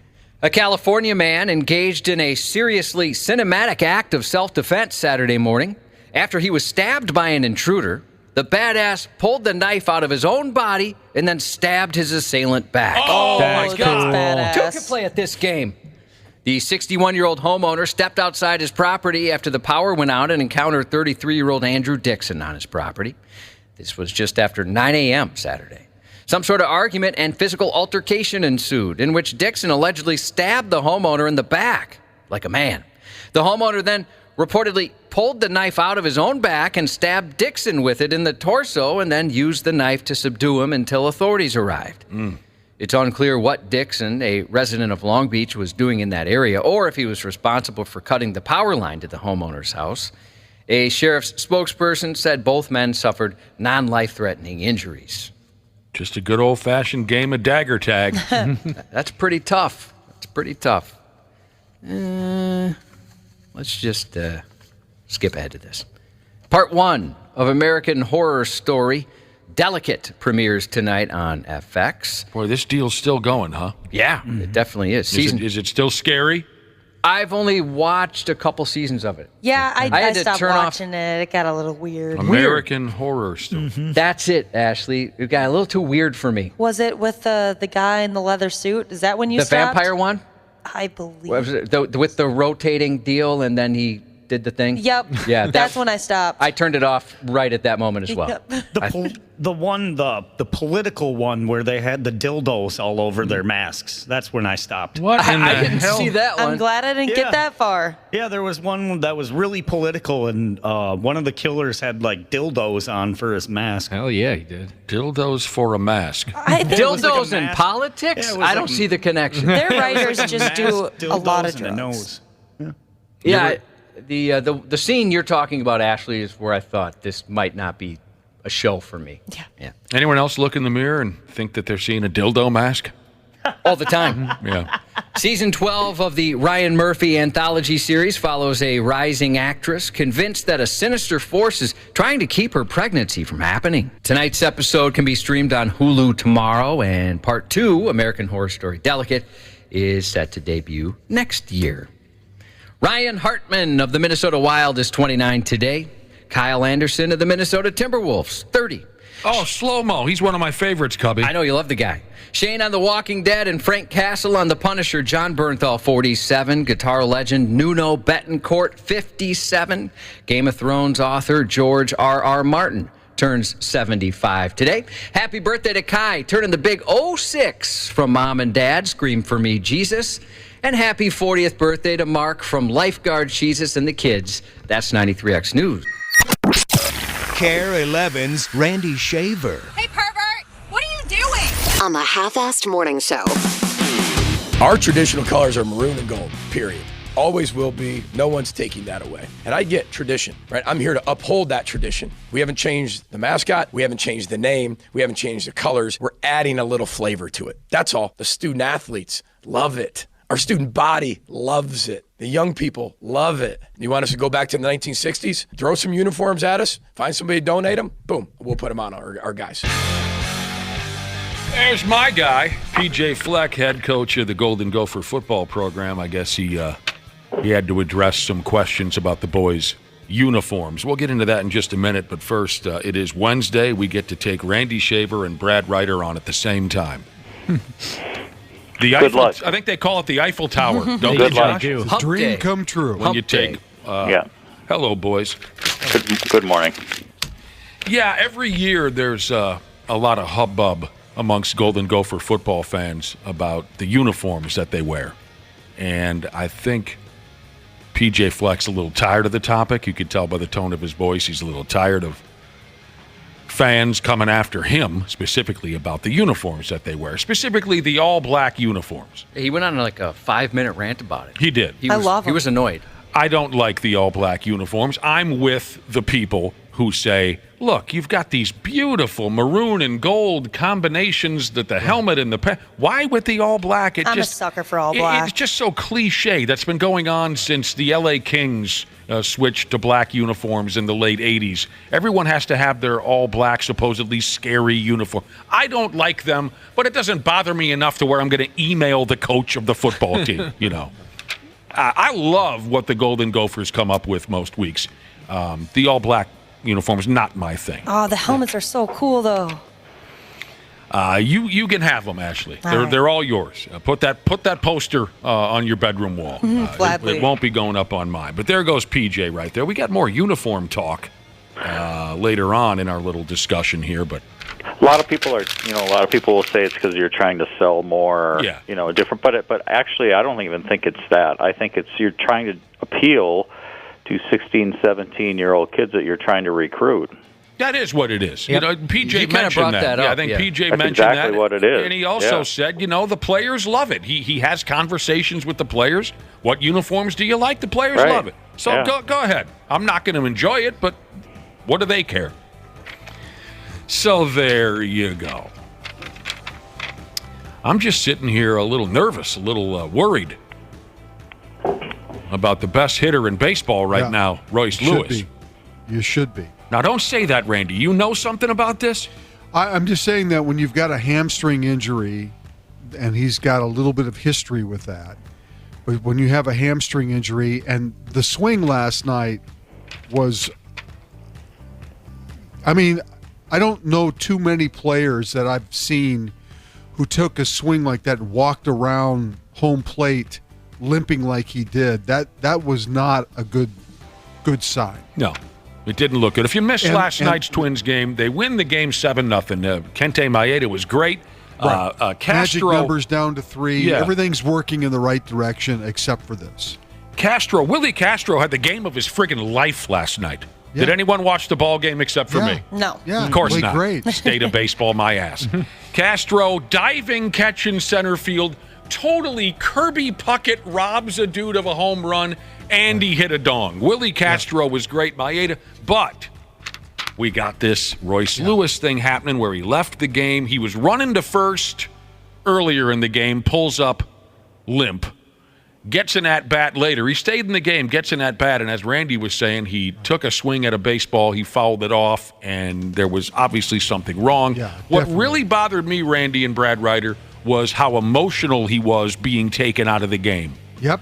Yeah. That bothered me because that's a sign. It showed me that he knows. knew something is really wrong here. Now, it's not his past surgeries have been knee surgeries, correct? Right, but he's had a history. There's a history there of injuries, hamstring problems as well. Is that what you're saying? Just of injuries in general? Yeah. And him knowing, these guys know their bodies so well. And that exactly what you said is what I saw last night too. These guys know themselves so well. They know. I know my body better than anybody else. I'll tell you that right now. What feels right and what doesn't. What's serious and what isn't.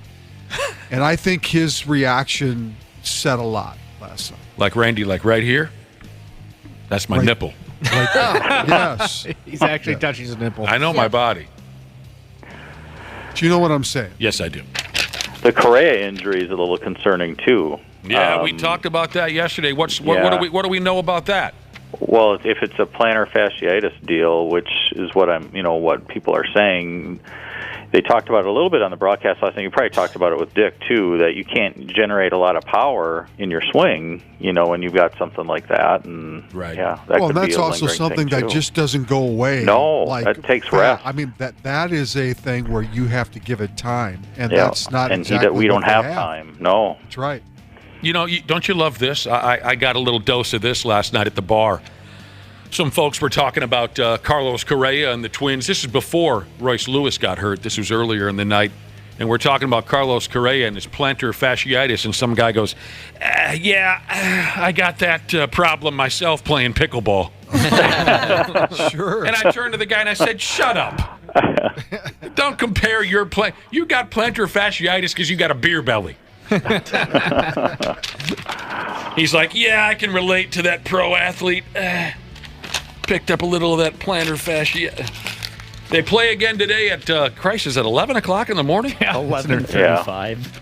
An early one.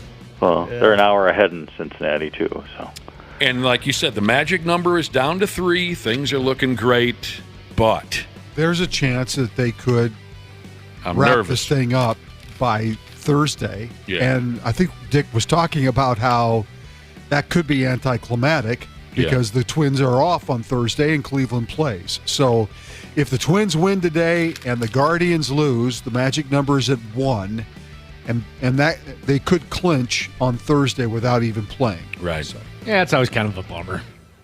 I don't know if I've ever seen that before. A team clinch when they're not on the field. I think it's happened. You don't necessarily. I'm not saying it hasn't happened. I don't think I've ever seen that before. When they don't have a game, you mean? No game at all. Usually they're about to play a game, or they're in the middle of the game, or their game is ended, and they're all in the clubhouse watching television. Like Dick said, some of the boys could be walking around the Mall of America and shopping and find out that. I don't know if I've ever heard of that before. So it's been a while since the Twins have clinched. Well, it hasn't been that long, but do they do the champagne thing? Oh, yeah, they will. The first round? Yeah, they do it with every round. Whether you know that, Randy. Isn't agree that with it or just not. the most ridiculous It thing? is. It's just silly. ridiculous. Let them have fun. Okay. Oh, this is interesting. Pro Wrestling Mark Jesus texted in and said, the only pro athlete I can relate to is Joey Gallo. We both can't hit a baseball, and I got pink eye earlier this year from the same woman. What the hell's that supposed to? What do you mean from the same woman? That's he's making that up. The old double barrel pink eye. Oh, man. Baseball fans got all over the ass of a Mets pitcher for his throwing error to an empty third base. Did anyone see this highlight from the Mets season? Yeah, and it's up on 93x.com. Drops it down. Lucchese's got it, but he throws to third and nobody's home. John Birdie's going to score it now. They get Fortes at third base. Moving up to second, Xavier Edwards. Boy, that was a broken play on a number of levels. This poor bastard. Tuesday night, the Mets are playing the Marlins at the the Marlins ballpark. Pitcher Xavier, that's Joey Lucchese. Lou Casey. He's the pitcher on the bump for the Mets. Runners on first and second. Sacrifice bunt is laid down. Lou Casey, you're watching it, obviously. Yes. Lou Casey picks up the baseball. He turns to throw to third, and there's nobody there. He threw it. The third baseman's right next to him. How does he not? I didn't see a third baseman there anyway. The third baseman charges the ball. Yeah, he's right. The third baseman was fielding the ball. Yep. Yeah. What I meant when I said I never saw a third baseman is I never saw one anywhere near the base. No, nobody was. And he may have thought the shortstop. Shortstop was covering, but the shortstop is way behind second base. Yeah. There's no way the shortstop he was could just cover. he was on automatic pilot, fired it to third. You're There's right. nobody there. Yeah. Oh, boy. It reminded me of when R.P. McMurphy and the rest of the patients at the mental institution took on the orderlies in a game of basketball in the 1975 movie One Flew Over the Cuckoo's Nest. At one point, one of McMurphy's starting five, Martini, played by Danny DeVito, he got possession of the basketball, and he just smoothed threw it out of bounds. There's nobody there. McMurphy was open. Chief was open. Martini he threw the ball out of bounds. Change of possession right there, Randy Shaver. It's called a turnover. Yep. Shohei Ohtani will miss next year as a pitcher. He will not be pitching next year. Isn't that amazing? And he'll still be one of the best players in the game. He'll just be hitting for whoever he plays for. Very interesting. I did not know that his injury was that bad to where he won't be pitching at all. Well, normally, if he was just a pitcher, he wouldn't be on the field at all. Well, of course not. But because he's such a great hitter, he can take care of his arm injury, let it heal while he plays the game as a hitter. Do you think he gets a few less $100 million in his new deal now, or what do you think? Well, that's an interesting question. I guess his value certainly is not the same because he is a rock star pitcher as well as a hitter. So, yeah. I think you'll find somebody to overpay a little bit.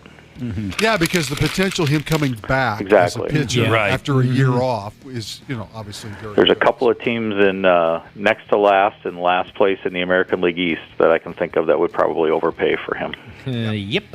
Hey, Brad Ryder, we all know you were a terrific pitcher at Clara City High School. Sure. In the mid-1980s. Yep. Or was it the 60s? No, it was the 80s. That was Randy. Yeah. But what kind of hitter were you? I was a decent hitter. What does that mean? Yeah. What does that entail in Clara City? No, career high. What's decent in Clara City? Okay. I mean, you got to put it in the context because we were a small school. It's getting defensive. As a sophomore, I hit third. As a junior and senior, I led off. So, I mean, Yeah, once I you was- rest Yeah, you're decent. Yeah, everybody pretty good. shut up. yeah, I'm with I mean, Brad. Come on. Batting third as a I sophomore? had 4 career home runs in high school. Nice. There was So- there was 11 or 12 guys who tried out for that baseball team. Sure, exactly. There were 2 or 3 guys on the bench at least. Yeah. Yeah. I bet. What was your greatest at bat ever? Did you go oppo to win a game, walk off? No, I probably, and this guy might be Took listening. a fastball off the beanbag, anything like that? My junior year, we played. We had a non-conference game against Wilmer. Wilmer ended up winning the big school state championship that year, and I took their ace deep one game. Dude. Yeah. So long, sucker. Welcome to there. Clara City, bitch. Yeah, we lost the game, but All right. I can say that I took the winning pitcher on the state championship big school team deep. I dig that. I dig that. It's not 5 goals against Minnetonka, but it's pretty damn cool. Yeah. Now, do you mind, can we talk hockey already? Sure. Anyone got a problem with that? Camp starts what, tomorrow? Yeah. Yeah. That's right, Josh. Hockey season is almost here. They hit the ice for training camp tomorrow. So I was reading a little bit of this, a little bit of that. The majority of last season's team is back. The only players missing from camp are the 2 guys, in my opinion, that could have helped them win a playoff series last season. That's Zach Parise and Ryan Suter. Never should have let those guys go. Never should have let them go. Everyone whines about still paying them. Well, you wouldn't whine if they were playing for the local club, would you? No. There's been some change. Here's some guys you won't see this season. Ryan Reeves, John Klinberg, Gustav Nyquist, Oskar Sundqvist. They join new teams. Matt Dumba signed a deal with Arizona. He gone. But you got Phil Gustafson re-signed. Just yesterday, I think they re-signed that defenseman Kalen Addison, who was terrific on the power play at times last year, but struggled in some other departments. Patrick Maroon is a newcomer. He's won 3 Stanley Cups with the Tampa Bay Lightning. And then this grabbed me. These are two-way players. I don't know how much you'll see him up here in the bigs, but Vinny Lettieri. Yep. Mm-hmm. Former Golden Gopher Vinny Lettieri. It's Louis' grandson. Oh, wow. Louis Nanny's grandson. Tino Lettieri's son. That's correct. Yep. I'll be damned.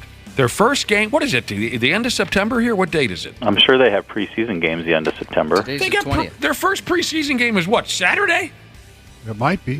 Could be, yeah. Jeez. The season itself starts October 12th. Is that possible? Oh, no, Sunday. The Wild kick off a 6-game preseason schedule on Sunday. Jeez. Yeah, against the Avalanche. 2:00. That is There's always hockey. ridiculous. Why do you Season need starts- 6 preseason You games? get like a month break. Yeah, because, the Stanley Cup ended, August 3rd, I think, this year, it seemed like? Gosh, it's like every year I think I'm going nuts. I'm like, I swear, we just had hockey. I about go nuts, too. The Man Bear Pigs have a new rescue dog Oh, so cute, too. for the upcoming hockey season. And it says here for the home opener, you can sign up to have your leg humped outside of Section 206. I have they let him walk out on the ice and he just takes a big dump. Would love that. Turds on ice. Yep. Frozen turds. Hattie is the name they've hung on this one. Hattie, That's a cute name. as in short for hat trick. He or she, I'm not sure, is a 4-month-old golden retriever from Coco's Heart Dog Rescue. It's cute here, right, Josh? It says here they signed Hattie up on a 1-year training contract. I do like it. But I love the gimmick. Hattie will be raised to become a future service dog. Yep. When all the training is complete on the pig side of things, Hattie will go off and get trained with a group called Soldiers 6 that provides honorably discharged veterans, cops, firefighters with specially trained dogs. So she'll be permanently placed. It sounds like in Hattie's case, she'll be permanently placed with a veteran with post-traumatic stress disorder as a battle buddy. This is the 5th time the pigs have adopted a dog from Coco's Heart Dog Rescue. I think I might have adopted a dog from them once or something. They sound so familiar. There was Breezer. He was a lab. Then there was Hobie, a golden retriever. Sally was some kind of shepherd mix. And then Brooksy was a lab mix. And fans can follow Hattie's day-to-day life with the pigs on Instagram. And at one point or another, they're going to run out of cutesy hockey names to use for these dogs. And when that day comes, they got to name one of these dogs Ogie or Oglethorpe. Ogie, Oglethorpe. Or what about Reg? Or Dunlop? Sure. Or Jackie St. Pierre. I like Jackie. I told them to watch that drunk driving. Or why can't we name a dog Hanrahan's wife?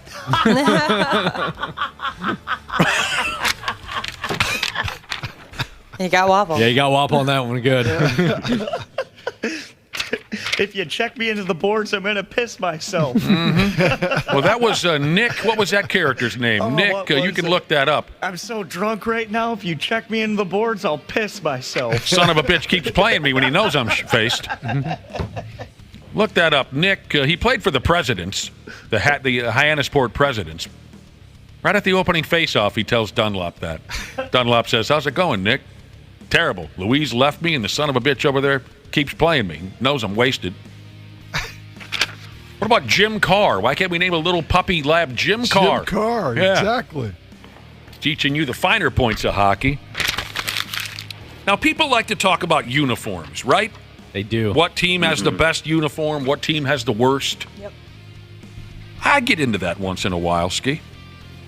BleacherReport.com upped and ranked every NHL team's home jersey for the upcoming season. There are 31 clubs. The LA Kings came in last place. The all-black unis. And, yeah, I'll go along with that. Coming in at number 20 is the Pigs. You want to hear what they said about the Pigs' home uniform? Can you picture the Pigs' home uniform? Yeah. Yep. Okay. Here's what they say. Despite the interneck isn't a thing. Is it, Josh? Interneck? Yeah. I don't Could be a thing. My interneck. Your interneck's a little sore today. You're not feeling it. Not feeling too good. Despite the internet's smart-ass comments, they say the logo is very good. A lot of folks make fun of and obviously we do too. That's why we call them the Pigs, short for Man-Bear Pigs, because we decided a number of years ago that the logo, the crest of the pig sweater, looks like Man-Bear Pig from South Park. Yep. Despite the smart-ass comments, the logo is good. The forest green color is ideal given the team name. The stripes throughout the jersey are strong. The stylized M on the shoulders has a warm, old-timey feel to it. So they say, why did the Pigs jersey rankings fall all the way to 20th? They say it's trying to be too old-timey. This is really interesting, and normally I don't hear jerseys, uniforms critiqued to this level. But hear them out. They say instead of a standard regular white color with the sleeve stripes, they use that aged cream white that teams use when they make their throwback jerseys for events like the Winter Classic. If they stayed with the white they use on their road jerseys, that would be great, but they don't. And I hear what they're saying. I hate that creamy white look that they have on their uniforms. I don't like it. They say, is this nitpicky? Sure. They say the home jersey is good. We do like it, but it's trying too hard when it doesn't have to. We get it. Hockey is in everyone's blood in Minnesota, and the history of the sport there is vast, but you don't have to rub it in our faces, and you don't have to rub it in the faces of the home fans who already are very aware of hockey's roots in a land of 10,000 lakes. That's how they sum it up. But I'm with them. I don't like that off-white, cream white. Number 1, the Montreal Canadiens. Classics. If we're going to talk uniforms, for me personally, I have been irritated every single NHL game I've watched since 2000 plus 3. Irritated. It irritates me every time I see a home team wearing dark uniforms. That's not right in hockey, and it never will be. It looks dumb to wear white on the road and dark at home. It just does. So I've started every viewing of an NHL game since 2003 irritated. And I know I've gotten text messages from listeners who agree with me in the past because I brought it up in the past. It's stupid to have your home team wearing dark uniforms. And I've also mentioned this before. All green looks stupid. Oh. It does. Really? You think green so? helmet, green jersey, green breezers, green socks. Stupid. You know what would help the pigs at home? Put a white helmet on. Mm-hmm. Right, Wapple? I agree with that the would white look helmet. nice. Put yeah. a white lid on. And Or I don't know white if that... breezers. White breezers? Yeah, white Well, you helmet, better hope white you're... That's dangerous, Waffle. You're playing with fire, Waffle. Real dangerous. They're exerting themselves out there. Now, sadly, it might be against the lame uniform rules, but if you put a white lid on the fellas, you wouldn't look like a stick of gum. I've always liked the Arizona Coyotes with the Coyote goaltender. I love that jersey look. Oh, that old school that they Yeah. used and that they brought it back now after a... That got a very high ranking, Wapple, on the list of home sweaters. I think it was like number 3 or 4. Yeah, I love like the frills on the bottom of it too, like around the torso area. It's kind of whitish. I love that. Number I think- 5, Waffle. 5? Yeah. You got good taste in wardrobe. Yeah, but then I hate one of the jerseys that you absolutely love. What's that? The Vancouver Canucks, the V. What, the old school one from the 80s? Oh, I hate that. 70s and 80s? That yellow black V. And It then was- I think they had an orange one too. Here's the deal. The Canucks in the 70s and 80s had that. If you don't know what we're talking about, it's hard to describe. Their uniforms were so beautifully disgusting that I'll always have a soft spot for that look. That look. They did wear yellow helmets at home Oh, no. with those atrocious jerseys. Yes. Those were, God, I just looked him up. Matter of fact, just the other night I was watching the NHL Network and they replayed a game from the 1982 Stanley Cup final between the Islanders and the Canucks. And the Canucks were wearing those yellow home with the giant V on the front. And it's hideous. Those are ugly. What is that? They didn't even have a logo on it. No, think it's just they a had giant it on V. the sides. Yeah. It looks like a high vis almost, like something you would wear to work if you were a construction worker. Or like the outfit of some just awful superhero movie. Yeah, like yeah, a yeah. non-Marvel type superhero. Now, Generic Wapple, superhero. I have exciting football news at Wapple. I'm curious if this pleases you or not. The XFL.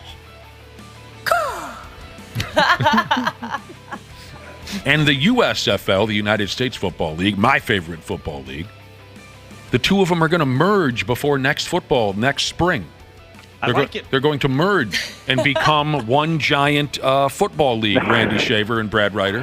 One giant powerhouse league. Yeah. See, you guys always take massive dumps all over the XFL and the USFL. You do. So what if we combined them? Does that do anything for you? Or are you still going to take a big deuce all over it? I could Think of all care those less. players, all those talented players that are going to be out of work now. Yeah.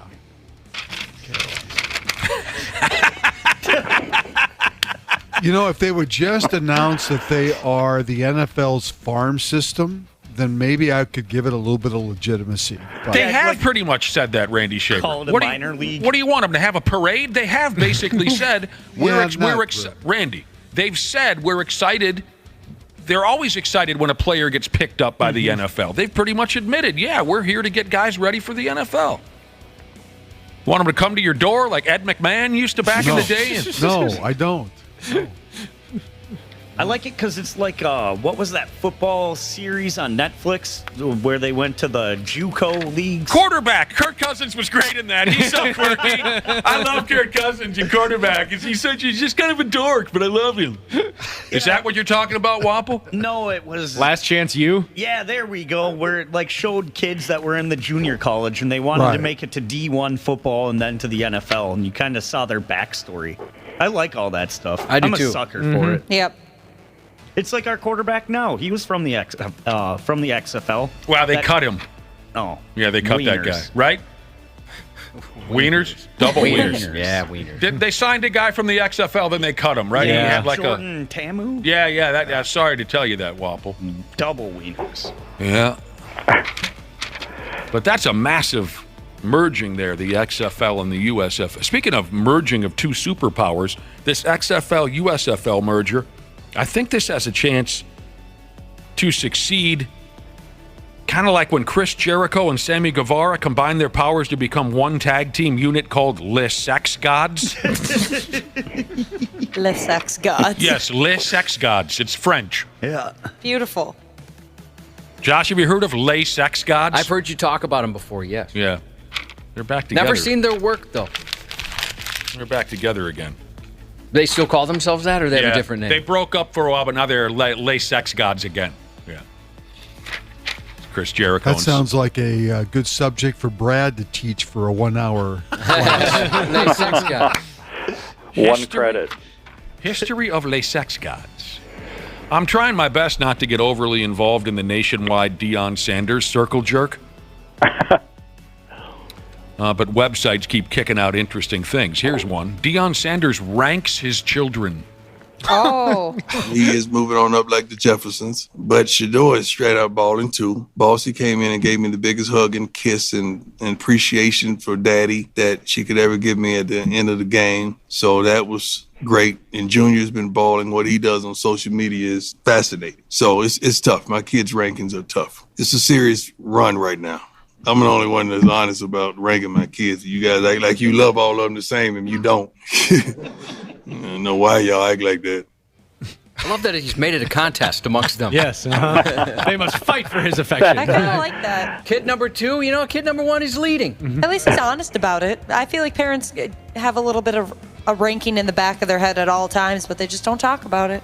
Boy, when did Deion Sanders become 87 years old? Sounds elderly in that audio. I guess I haven't heard the man speak in a long time. Yeah, he's got 5 kids, and one of them does this positive thing. He bumps them up the rankings and drops somebody down. One of them does this. He bumps them up and drops somebody down. He's realistic about it. It's personal. Where do we all rank with our parents? I'm number 1. I'm top 2.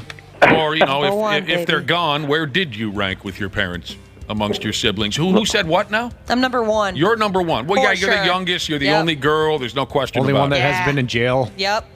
I've got. Are you really the only one who hasn't been in jail? I believe so, yes. Yes. I've got 4 siblings, so I know I'm in the top 5. Nice. Nice. I always like to tell this story. I have a twin brother and an older sister. Take it easy, Cubby. And one of our closest family friends, he's not just my friend or my brother's friend, he's a friend of my entire family, Big Al. You hear me talk about Big Al on this program, and a number of years ago, someone asked my mother, who would you say is your favorite child? And my mom said, oh, well, I think I'd have to say Al. Respect that. And there was the episode of my dad putting a blanket over him. That was heartbreaking. That's so cute. It's a blanket. Remember that story, Randy? I don't. Al and I were drinking with the old man years ago, and Al tapped out. He went over to the couch, and he laid down. It was pretty late. We've been drinking all day and all night. Al went and laid down on the couch. And my dad and I are in mid-conversation, and my dad gets up, totally ignoring whatever I was telling him, left the room, went and got a blanket, and put it over Al, who was already asleep, unconscious on the couch. And I said, what the hell was that? You never did that for any of us. We left the room. I'm talking to you, number 1. You walk away, you go get a blanket, and you put it on Al. What? And my dad says this. He says this to my face, straight face. That Al's a pretty special little guy. And I'm telling you the God's honest truth. I stood up and I said, F you, pal. I don't know. Where else can we go with this? I get so confused. It seems like every week there's some new version of NFL names that might get into the Hall of Fame. There's the current roster, and then the veteran roster, and the... You see what I'm saying? Right. Mm-hmm. So I'll just throw this at you. Michael Vick, Tony Romo, Antonio Gates, Julius Peppers, and Devin Hester are among the latest Pro Football Hall of Fame nominees. Some of them are first-timers. Some of them have been on the ballot before. Just throwing it out there. But this process seems to me it used to be a lot simpler, and now there's just so many different ways to get in. Well, they've kind of taken the baseball route. When some guys are passed over, they have like a veterans committee. Yeah. That re-looks at certain players. That's why Jim Marshall's name was back on a ballot over the summer. So, I mean, I think it's just that they continue to have filters to make sure that certain players who don't make it on the regular ballots still have a chance to possibly get in. The name that jumped out that you just read there to me was Antonio Gates. Yeah, what about him? He was a dominant tight end for a long time. Yeah, he was pretty damn solid. So I just kind of like, now that I have the list, and I don't have every, but there's like 173 names where 173 players are eligible this year. Sure. I named you some of the highlights, some of the bigger names. I just like reading through the list. I don't have all of it, but and a lot of these guys probably won't make it, but they're fun to talk about. The greatest quarterback in Viking history, Randall Cunningham. Yeah, I don't think he has enough to be a Hall of Famer. No, I'm sure he doesn't. Another name, a guy who deserved way more credit than he got when he was quarterbacking the Vikings, Rich Gannon. Yeah. Deserved way more credit than he got. He was the MVP of the league with the Raiders. Ooh, running backs, Terry Allen. God, I loved watching Terry Allen carry the football for the Vikings. Yeah, injuries ruined his career. He had it going there for a while, though, didn't he, Randy Shaver? Yes, he did. I can remember being over. They had a joint practice over in River Falls against the Chiefs. I don't remember the year. And Terry Allen tore up his knee in that practice. But that was the story of his career. He just could not stay healthy. When he was healthy, he was great. Yeah, a friend of mine, when he was going to school at River Falls, he interned with the Chiefs when they would come there every fall, and he got fired for commenting on the size of a player's penis. Oh, boy. Probably shouldn't do that. Nah, he shouldn't have done that. He had a couple good years for Washington, too, after he left here, I think. Yeah. Terry Allen. What about some of the wide receivers? I thought there was someone in here that we might want to talk about. Maybe not. No, maybe not. Henry Thomas. Hardware Hank, they called him. Oh, yeah. Part of that great defensive line that had, Keith Millard. Yeah, Keith Millard and Chris Dolman. Al Noga and Chris Dolman. Yeah. That's the fearsome foursome that I remember from that era. Yeah. The Samoan Sackman, Al Noga. Yeah. Hey, Josh, Antoine Winfield, Part 1. He's the greatest. Yeah. And then how often do they put punters or kickers in the Hall of Fame? Do they ever put... Well, Ray Guy is in. Yeah. I don't know if there's anybody else. Well, kickers, I think Stenerud's in. Okay, right. George Blanda's got to be in. George Blanda, I'm sure, is in. Yeah, I got to throw these at you, and I'm not trying to start trouble. I think just a pure punter. I think Ray Guy's the only one. Yeah, I think you're right about that. But kickers, I'm not trying to start trouble, and don't start trouble with me when I mention this next name. Up for the Hall of Fame, and he probably has been for many years, I just noticed it on the list, is Gary Anderson. And he was one of the greatest kickers of all time. I think Gary Anderson needs to be considered. Yes. Absolutely. Yes. And it wasn't his fault. And how about this? Jason Hansen. Isn't he the greatest? He's got to be one of the greatest. Played for, 19 years with the Lions? God help us. Something crazy. Put these guys in the Hall of Fame. I know I got something else in here I wanted to throw your way. I actually have a lot. I'm just having a hard time choosing what you might. F that. F that. I had a question for you. And this is way more contracty and businessy than I ever care to get when talking sports, but it's interesting. The NFL filed a grievance against the NFL Players Association, alleging that the Players Association has been advising running backs to fake injuries as a tactic for contract negotiations. And the NFL says that's a violation of the collective bargaining agreement. Are they going to say Nick Chubb's injury was a fake? Tough to fake that one. Yeah, that one you couldn't fake. Yeah, So my first question is, I don't understand this. I think Nick Chubb's injury is an example of why running backs feel like they should be getting better guaranteed contracts. Agreed.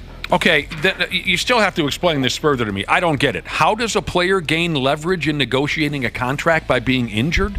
Because if they are, quote, injured, they sit out of training camp. There are a number of running backs who sat out training camp this year. Jonathan Taylor, the guy from the Raiders, his name is Josh Jacobs. There's a number of them this year who sat out training camp because they had this tweak injury or that tweak injury. I mean, I'm not saying, but we kind of had that situation here a little bit with our tight end. I mean, Hackenberg or whatever his name is. He didn't participate in training camp at all because of this. All of a sudden, injury got or that the new injury, contract, and then all and of he a sudden, felt pretty good. Right. Yeah, it was amazing. Can you tell that he was injured during training camp now? So it's a don't know what you got till it's gone type of a scenario. Sure. So you sit there and go, boy, I bet you wish I was out there right now. Yeah. Okay, I didn't fully Now, no individual running backs were named in this grievance. So no one's naming any names as to who might have been faking an injury. Brad Ryder might have dumped those names on us just right then. It's shady in the National Football League. It is an interesting conversation, though, with these running backs and trying to figure out what the value is, because I think the game is changing so much that we're starting to see really what is a running back's value. Is the running game in the sport? It's certainly not the same as it was. Hell 10 no, years it's ago, flag 15, football 20 now. years ago. It's throwing the ball, and you've got to have. I mean, they still run the ball. Don't get me wrong, but it's not the same. And so now that position, the value of that position is in flux. I think the value of the position has been diminished by the fact that people are starting to see that the real value in the position is what kind of offensive line are you running behind. Exactly. And the offensive linemen are starting to get some more of that money instead of the running backs. And so from that standpoint, I can't disagree with that. Yeah, rightly so. I've said this before. If I was a D1 prospect, with NFL ambitions as running back, I would buy some wide receiver gloves and switch positions. Or at least be a very good receiver out of the backfield. Yeah. Because I think those guys have value for sure. A few years ago, I don't remember the names either, but the 49ers were down to like their third or fourth running back in the playoffs, and some guy went off for like 160 yards in a playoff game, like their third or fourth running back. Yeah. And I think that was a great example of kind of what I'm talking about, because the 49ers offensive line, you could plug in a third or fourth running back and be successful with that guy. You saw that this weekend with the New Orleans Saints. I mean, exactly. this Tony Jones gets signed off the practice squad. Jamal Williams gets hurt, and he runs behind that big Saints offensive line, and he has 2 touchdowns, and he wins the game. You're going to see that a little bit with the Browns, too. I mean, when Chubb got hurt on Monday night, that guy came in and did pretty well. So you're right. But it is an interesting conversation, and it's only going to get even more interesting as this season rolls through, and we kind of see where these running backs fall as far as their the numbers that they produce and their value to each team. So, what do you guys think of this? HBO went ahead and canceled that Winning Time show about the 80s LA Lakers. Thank God. Thank God. Why do you say that? It just got really stupid. I watched it. I liked it. I stopped watching it after the first season. I don't have the ability to watch it anymore. I don't have those channels, but I thought it was fun and ridiculous and filthy. And it just got really dumb. And it was kind of an interesting deal. I think it was kind of an abrupt cancellation. Yeah. So the creators of the show had to kind of scramble and make up an ending on the fly. Well, I watched the last episode, and they ended it almost. They ended the episode almost like there was going to be another season, but then the last 5 minutes they did the whole. and this is where this person ended up, and they won this many championships. You know, the Right. skill shots. It's almost like they added that in at the very end. Well, that is what they did. I yeah, mean, exactly. This most recent season ended with the Boston Celtics beating the Lakers in the NBA final in 1984, and obviously that was meant to be the end of the season, and we move on from there. But since they squashed it, like Brad said, they put up a collage. Norm Nixon ended up doing this, and Garrett Rambis, and I mean, like I said, I haven't watched it since the first season, but I was kind of hoping to get back involved because it was just such a bizarre but enjoyable. I thought the guy who played Magic Johnson and the guy who played Kareem Abdul-Jabbar were terrific. Yeah. I mean, I like Brody enough. What's his name? Adrian. He was good. I've always liked John C. Reilly as an actor anyway, and I thought he did a I'm not so crazy about the guy that played Westfall, Paul Westfall. What's that actor's name? Jason Segel. Yeah, I think he might suck. Yeah. The guy who wrote the book about Magic Time that this is based off, Jeff Pearlman, big-time sports writer, book writer, very good writer. He had been tweeting throughout the whole season saying, hey, if you like this show, you need to watch it. It's on the verge of getting canceled. Basically begging people to watch it because he knew that the ratings were down, and it's all about streaming numbers right now. So he saw the writing on the wall, and fortunately it got canceled. I could see another streamer picking it up. Seems like that happens a lot. Yeah. Like is that how that works? Yeah, like a Peacock or Netflix, Showtime. Who knows? Amazon Prime. I was just gonna say, if they did that and move it, could you see them do it for like the Bulls? You know, when the Bulls had the dynasty going. Do we have to? Oh, please don't all do the that. That's a frickin' terrible teams? idea. We don't need. I don't need any more Michael Jordan creeping into my. Well, this show was all about the drama behind the scenes. It wasn't about the basketball, and so you'd have to find a subject where you'd have. Well, there was plenty of that, I'm sure, with the Chicago Bulls. Sure. But Jordan beating people up in practice. I don't need to hear any more about Michael Jordan for the rest of my friggin' life. I mean, some people who watch Winning Time were really upset because, Brad Ryder, maybe you noticed this, towards the end of this second season, there were a couple of teases about the upcoming rivalry with the bad boy Detroit Pistons. Oh, yeah. Cool. They teased out Bill Laimbeer a few times, and But like Josh said, maybe we will see that on another network. I mean, I'd love to see how they portray Bill Laimbeer and Dennis Rodman and Vinnie Johnson and Isaiah Thomas. The guy who played Larry Bird. Oh my God! He was so good. When they'd show him like practicing and shooting, I mean, dead ringer for him. I mean, whoever played that role watched a lot of Larry Bird shooting because whoever that was had it down pat. Yeah, he did. Except, I mean, come on, Larry Bird really wasn't that much of a hard-on, was he? I think he was. Yeah. I mean, he was just that cocky and just. Yeah. Oh, yeah. Oh, he absolutely was. He was one of the more notorious trash talkers back then. No, don't get me wrong. I know all about the trash talk, and I know all about, the fearlessness in Larry Bird. But I'm talking about how he just ignored his teammates, ignored his coach. I think he was kind of a prick. No, he seemed like a better teammate than that. Don't put him in the same category as friggin' Jordan.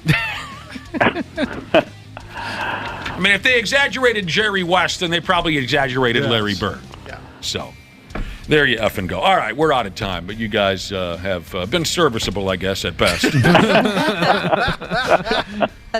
We'll talk to you tomorrow, Randy and Brad, on Friday. Okay. All right. Thanks very much. We'll be back in a minute on the program, Ski. There's a douchiness to them. The 93X Half-Assed Morning Show. Hey, Minnesota. CJ Ham here. Huddle up for a second. You need someone to go the extra yard when your furnace is out? Give the ball to the certified pros at Standard Heating and Air Conditioning. They've been at it for 90 years. Ready? Break. Regular furnace maintenance can be your wallet's best friend, slashing energy bills and warding off those inconvenient breakdowns that seem to strike at the worst moments. Don't leave it to chance. Schedule your tune-up today at standardheating.com. Former Navy SEAL Sean Ryan shares real stories from real people from all walks of life on The Sean Ryan Show. Guest Brandon Fugel. Now, Skinwalker Ranch is the most Googled location in the entire world. For whatever reason, we're seeing the highest level of UFO sightings and paranormal activity. And this has been going on for decades, if not millennia. And we're finally bringing it to the public's attention. The Sean Ryan Show on YouTube or wherever you listen. The 93X Half-Assed Morning Show. All right, yeah, she's a Wednesday morning, 8:32, and here we are, the 93X Half-Assed Morning Show, and there you are, and we sure as hell appreciate that. Oh, wow. What band is coming to Skyway Theater Saturday night again, Josh? Is it Dying Fetus? Yeah. Okay. All right. Dying Fetus. You'll be there. Well, I was invited. A member of our listening audience by the name of Grindcore Jesus gave us the heads up on that one. I have been personally invited to go see Dying Fetus. He's going to the show. Grindcore Jesus. Josh refers to Grindcore Jesus as a biracial angel. He is a biracial angel. Let me ask you this. Let me go ahead and ask you this. When you were a kid, how strict or how loose were your folks when it came to the music you listened to? Were they in your business looking through your records you bought, or did they just let her buck and you could listen to whatever you just wanted to? My parents didn't care. Yeah, our parents, despite how conservative they were with music for whatever reason they weren't. I mean, the first record that they ever bought us was Like a Virgin. They bought that for you and your siblings? My siblings, yeah. Isn't that's really odd, because you said they were up your ass about what you watched on television. Yeah, oh yeah, very much so. But yeah, they got us the 45, the single of Like a Virgin. Is it possible, before I even know what that meant? Is it possible that they were so naive that they maybe thought that song had religious overtones to it? And they were very religious people. I doubt it. My dad was a pretty bright guy. I'm sure he would have figured that out. My mom, of course, in case she's listening, very intelligent as well. But yeah, I would imagine they knew exactly what that was. In case she's listening. They're familiar with the Virgin Mary. That's really interesting, because they went the other way with your television watching. Anyone else got a comment on how strict or loose their folks were? My parents were pretty strict for a while, and then I think I just wore them down to the point they just kind of gave up. Yeah, ditto. And what age were you able to wear them down and say, look, I'm gonna listen to these cassette tapes whether you like it or not? Yeah, around middle school, I think, in the late 90s, it was like, I'm listening to Eminem and Tupac, and that's just what it's going to be. But I do remember the first CD I ever got taken from me was a Coolio CD. They didn't like Coolio? Gangster's Paradise, because they started putting those damn parental advisory stickers on there. That helped a lot of bands sell a lot of records. But I found a workaround with that, though, with the parental advisory stickers. What I do is I'd peel off like the price tag or the sticker, and I'd put it over like the parental advisory. So they're like, oh no, see, no parental advisory, it's clean. So they would actually, there was a stretch of time where they'd check on them and say, no, you're not buying this. Yeah, if we were at Target together, and I had saved up enough money to buy a new album, they would check to make sure there's no parental advisory sticker Same on with you, Wapple? Yeah, I was in the same boat, and then, video games, I wasn't allowed to get mature games until I was old enough. That was a big thing. I don't think, for me, I don't think my parents really had an option to limit like what kind of music I was listening to, because I wasn't going out to the store and buying You're CDs. just downloading stuff. Yeah, exactly. I would just download everything. Oh, I didn't even think about that option. Yeah, they couldn't. Yeah, they can't go through my CDs. I don't have any. If I were to listen to music with swear words in it, they'd put the kibosh on that. But I remember singing like "Pour Some Sugar on Me" before I understood the connotation there. That is so hilarious. I had no clue, and then when I figured it out, I couldn't believe it. And then same with cherry pie. By the time cherry pie was 1990, so I was just about freshman, almost a sophomore. I can't remember exactly when it came out, but at that point I knew it. But my parents still let me listen to that. That one, I wonder if they were naive to what that meant. Well, but you were a freshman in high school. Wasn't that old enough to listen to whatever you want to listen to? No, not at all. The guy can watch the A-Team. Yeah, dude. No, I mean, I had to be home sooner than all my friends. I was locked down. That no sucks. way. Even today, if there's a swear word on the... I'm listening to something, I'm looking around like, oh, my parents going to yell at me about Swear words were bad. Oh, yeah. And even once you got into like 9th grade, they still kind of kept a little bit of an eye on... Oh, absolutely. That's something. My folks were completely oblivious, to most of what I did on my average day as a young kid. So they never said a word.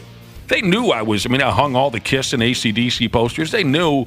Okay, this kid's listening to some different kind of stuff, but they never cared because it would have taken effort, so they didn't care. I love this topic. This is so funny to me, and Josh just mentioned basically where we're going with this.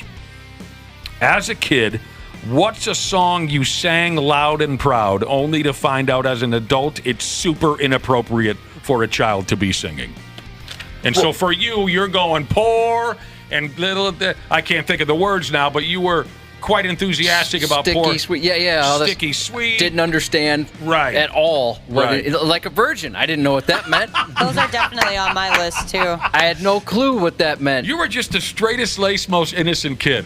I love it. There is still some songs that I'll like turn on today that I haven't listened to in a while and actually listen to the lyrics, and I'm like, oh my gosh, I did not know that that's what they meant this whole time. Yeah, it'll happen that way once in a while. I know I've told you before, as a kid who was absolutely obsessed with Kiss. It's all I did with my days between my 5th birthday and around the time I turned 30, is listen to Kiss, read about. So I knew all the words to all their songs. And if there was 2 songs, and Kiss fans will know where I'm going with this, if there was 2 songs that were really graphic from the 70s era of Kiss music that I loved and I sang out loud, I even once, well, I'll tell you, one is called Take Me from their Rock and Roll Over record.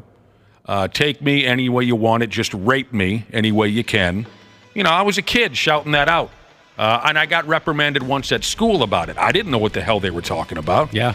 But the one that stands out, Great Expectations from their Destroyer record, is very graphic.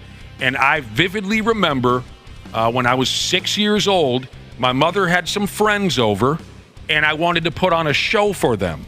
So I turned on Great Expectations by Kiss. I sang them the words, and they're roaring with laughter, and it didn't dawn on me till I was about 15 what the hell was so funny about that. Here's a 6-year-old kid, 6-year-old kid saying these very graphic things to a group of cigarette-smoking women in their 40s.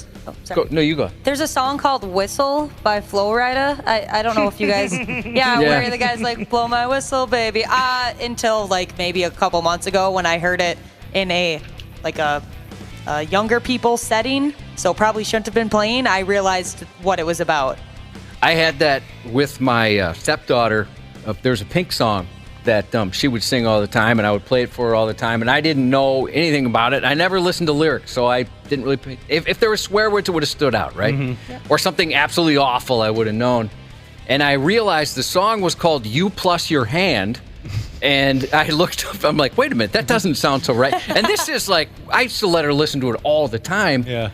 And it's about when dudes are hitting on you at a bar, she's not interested, and basically tells them to go home and jerk off. Mm-hmm. No clue. Oh, yeah. Had no clue that's what it was about. You read the title, You Plus Your Hand, and didn't put that together? No, like I said, I didn't know the title until all of a sudden I saw it and thought that doesn't sound right, and then looked it up, and that's what that was about. Oh, I gotta see these lyrics. Somebody else says, when I was younger, I listened and sang Animals by Nickelback. Boy, was that one dirty. Yeah, that one's dirty.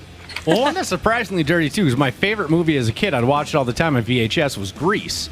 And there's that song, Grease Lightning, and I would sing that all around the house all the time. It is a very filthy song. Oh, is it? I've never really heard it all the way through. Yeah, I haven't either. You are supreme, the chicks will cream for Grease Lightning. Yeah. Uh-huh. Oh. Right. You know that I ain't bragging. She's a real P-Wagon, Grease Lightning. Oh, yeah. And I would just belt that out the top of my lungs. Well, really? I never. Danny Zuko is just the coolest cat on earth. Yeah. I thought that was an innocent movie.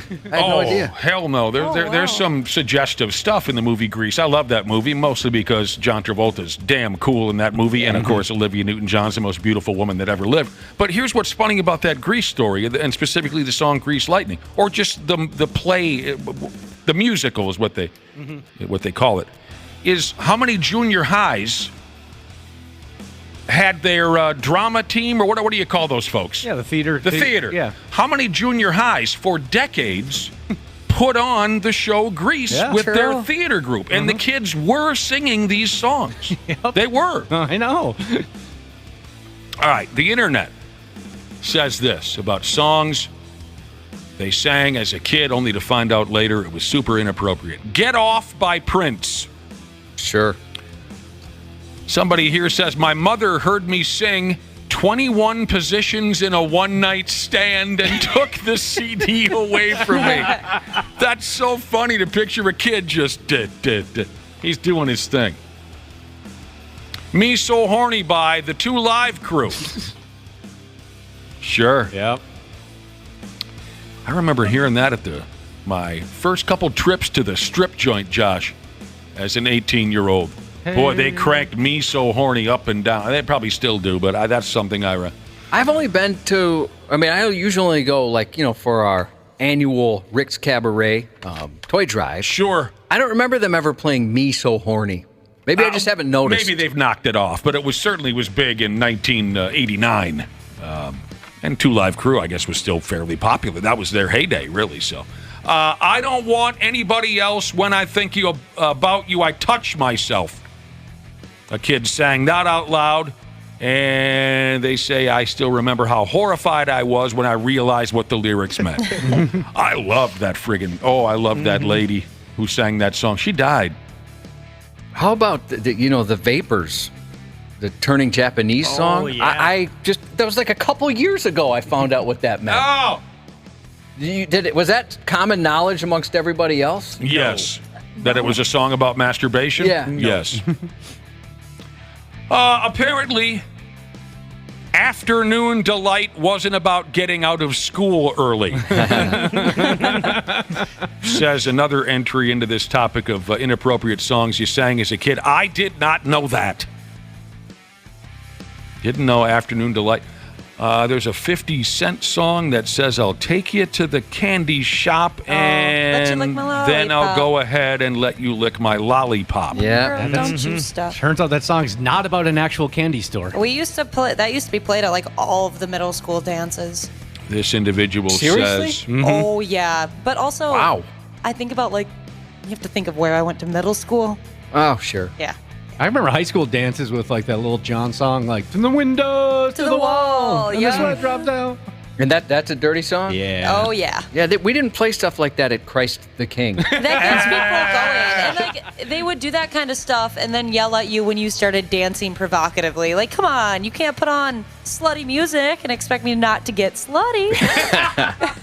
They got mad at you for getting too slutty? Yeah. While they were talking about the candy shop and the lollipops? Uh-huh. What you just said, I want on a T-shirt. Yeah. Ashley's Junior High. Here's my imitation of the music at Ashley's Junior High. Till the sweat runs down my balls.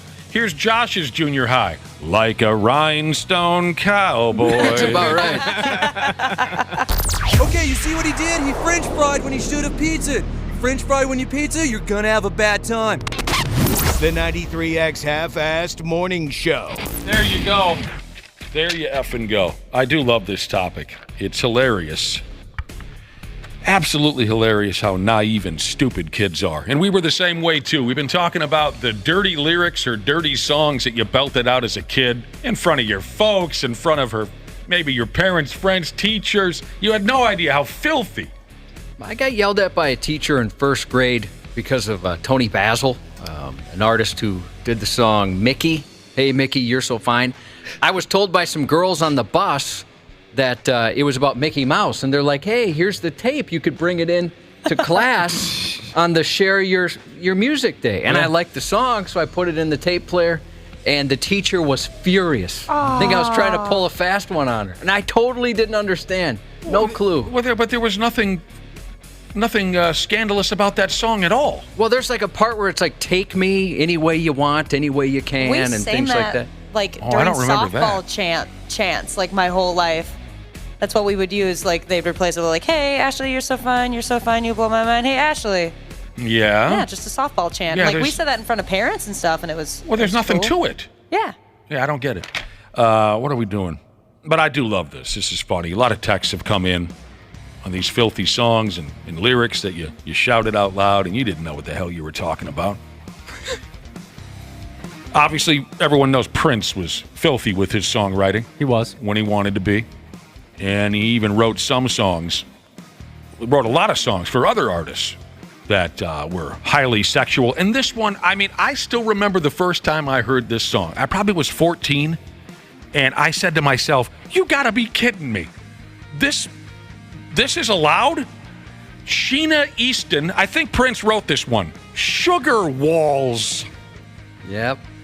Dude, even as a young kid, who when you're, like I said, 14, you're wide open. You want filth.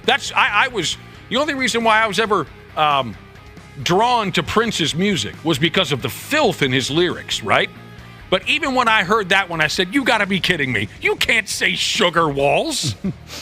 But he did, or she did, courtesy of Prince. I'm reading the lyrics to Mickey. Foul. Well, tell me the foul. I don't remember that. Tell me the foul parts. Every time you move, I let a little more show. There's something you can use, so don't say no, Mickey. So come on and give it to me any way you can, any way you want to do it. I'll take it like a man. Whoa, I had no idea that they said that. Never dawned on me. Wow, yeah, Josh, what are you doing? I didn't know. Like I said, I was in first grade. Or I might have been in kindergarten. It was kindergarten, one of the two. You're giving me the chills, baby. Please, baby, don't. Every night you still leave me all alone, Mickey. That's not a Disney song, I've learned. Let me, and then, of course, speaking of Prince, a lot of folks talked about the awakening that maybe their parents had while they were listening to and singing Darling Nikki. Knew a girl named Nikki masturbating with a magazine. A lot of parents said, wait a minute, what the hell do you got here? But I got to throw this at Josh, because this is one of my favorite stories you've ever told. You had an awakening when it came to song lyrics. Do I have this correct? A listener texted in this example, and I thought of you. Too Close by Next? Oh, yeah, where I realized it was about a guy getting a boner on the dance floor. Yes! I'm like, are you serious? Yeah! That's what we're writing songs about? But that's nothing compared to WAP. I mean, I'm not trying to be prude, but my God. Yeah. How does that song exist? That's bad. That's very true. I was at a family restaurant, and that somehow got put on through the speakers, the full unedited version. And there's parents like covering their kids' ears and stuff. It was rough. The unedited version? The unedited version. No. I don't even know how you could edit that song to begin with. They play it on the radio, right? Song, Doesn't like KDWB? I guess I'm not sure. Maybe they don't. No. Here are some listener entries into this subject via the text message, and a few of them brought up WAP. Is that how you say it? Yeah. Yeah. By Cardib. This lady says, my grandmother, pretty cool lady and laid back, about crapped her pants when I told her what WAP stood for. By Car Dib. What else?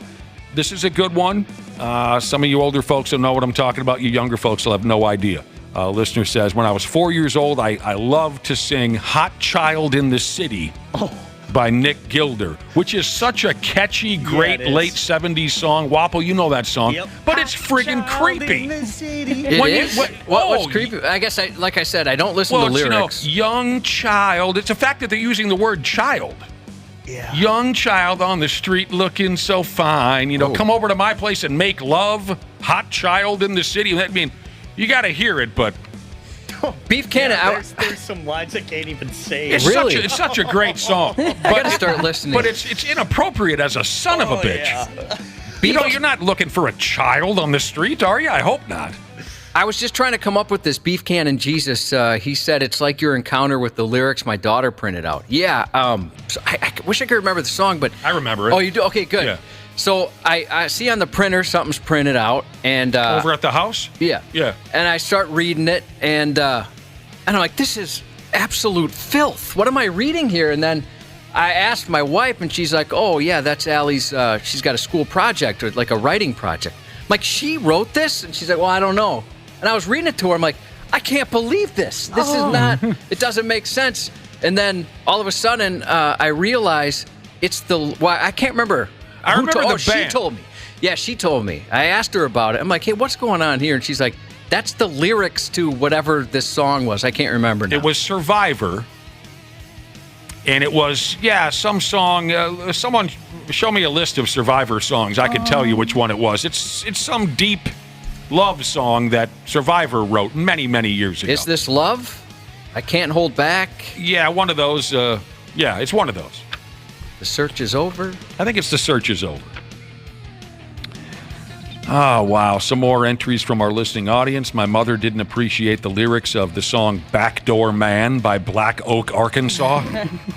Hot damn, Backdoor Man. What the hell was the name of that lead singer? And everyone said that David Lee Roth ripped off his moves. Black Oak, Arkansas. Johnny, Wingy, Wangy. The hell was his name? Samsonite. Black Oak. Someone look up Black Oak. Jimmy Dean. It's right on the tip of my tongue. Here's a listener who says, back in grade school, I would sing the lyrics, boom, boom, boom, let's go back to my room where we can do it all night and you can make me feel right. That's great. Pearl Necklace by ZZ Top. He loved singing it out loud when he was a kid. That's another one that I found out far too late what that meant. I got a couple more. There's one I really thought you'd enjoy, Josh. Okay, here it is. Upon gaining knowledge later in life, I discovered that the meaning behind the song Macarena revolves around a woman engaging in infidelity by involving herself with two of her partner's friends simultaneously, thereby participating in a consensual encounter with both individuals concurrently. Really? Wow. I did not know. I like the description. Oh, I love the way that's put. Jim Dandy, is that who you're thinking of? Jim Dandy. Jim effing Dandy. That's exactly David right. Lee Roth was accused of stealing his style? Yes. And if you watch, sadly enough, I do have a Black Oak, Arkansas concert on DVD at my house if you'd ever like to watch it. And there was something to it. There was something to the way Jim Dandy moved on stage and his wardrobe. There was something to David Lee Roth's version of it.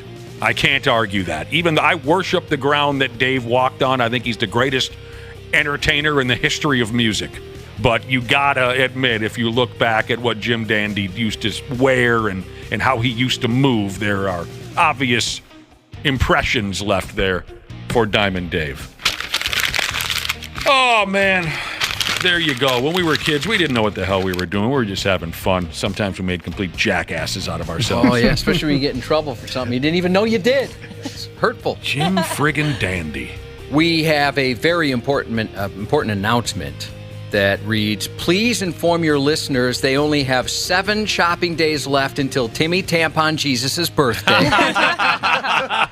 And he goes on to say, please don't spend more than $1,500 because it just gets awkward after that. Oh, it's not a contest. Unfortunately, we do have some sad news in the puppyhood. Keto and Harley both had to be put down recently, so our sympathies to the families of those very good boys. Harley was my family dog's name growing up. Harley's a good name. So is Keto, but really like Harley. Happy anniversary to Sarah and Ethan, and happy 41st birthday to Lee. The 93X Half-Assed Morning Show. 93X.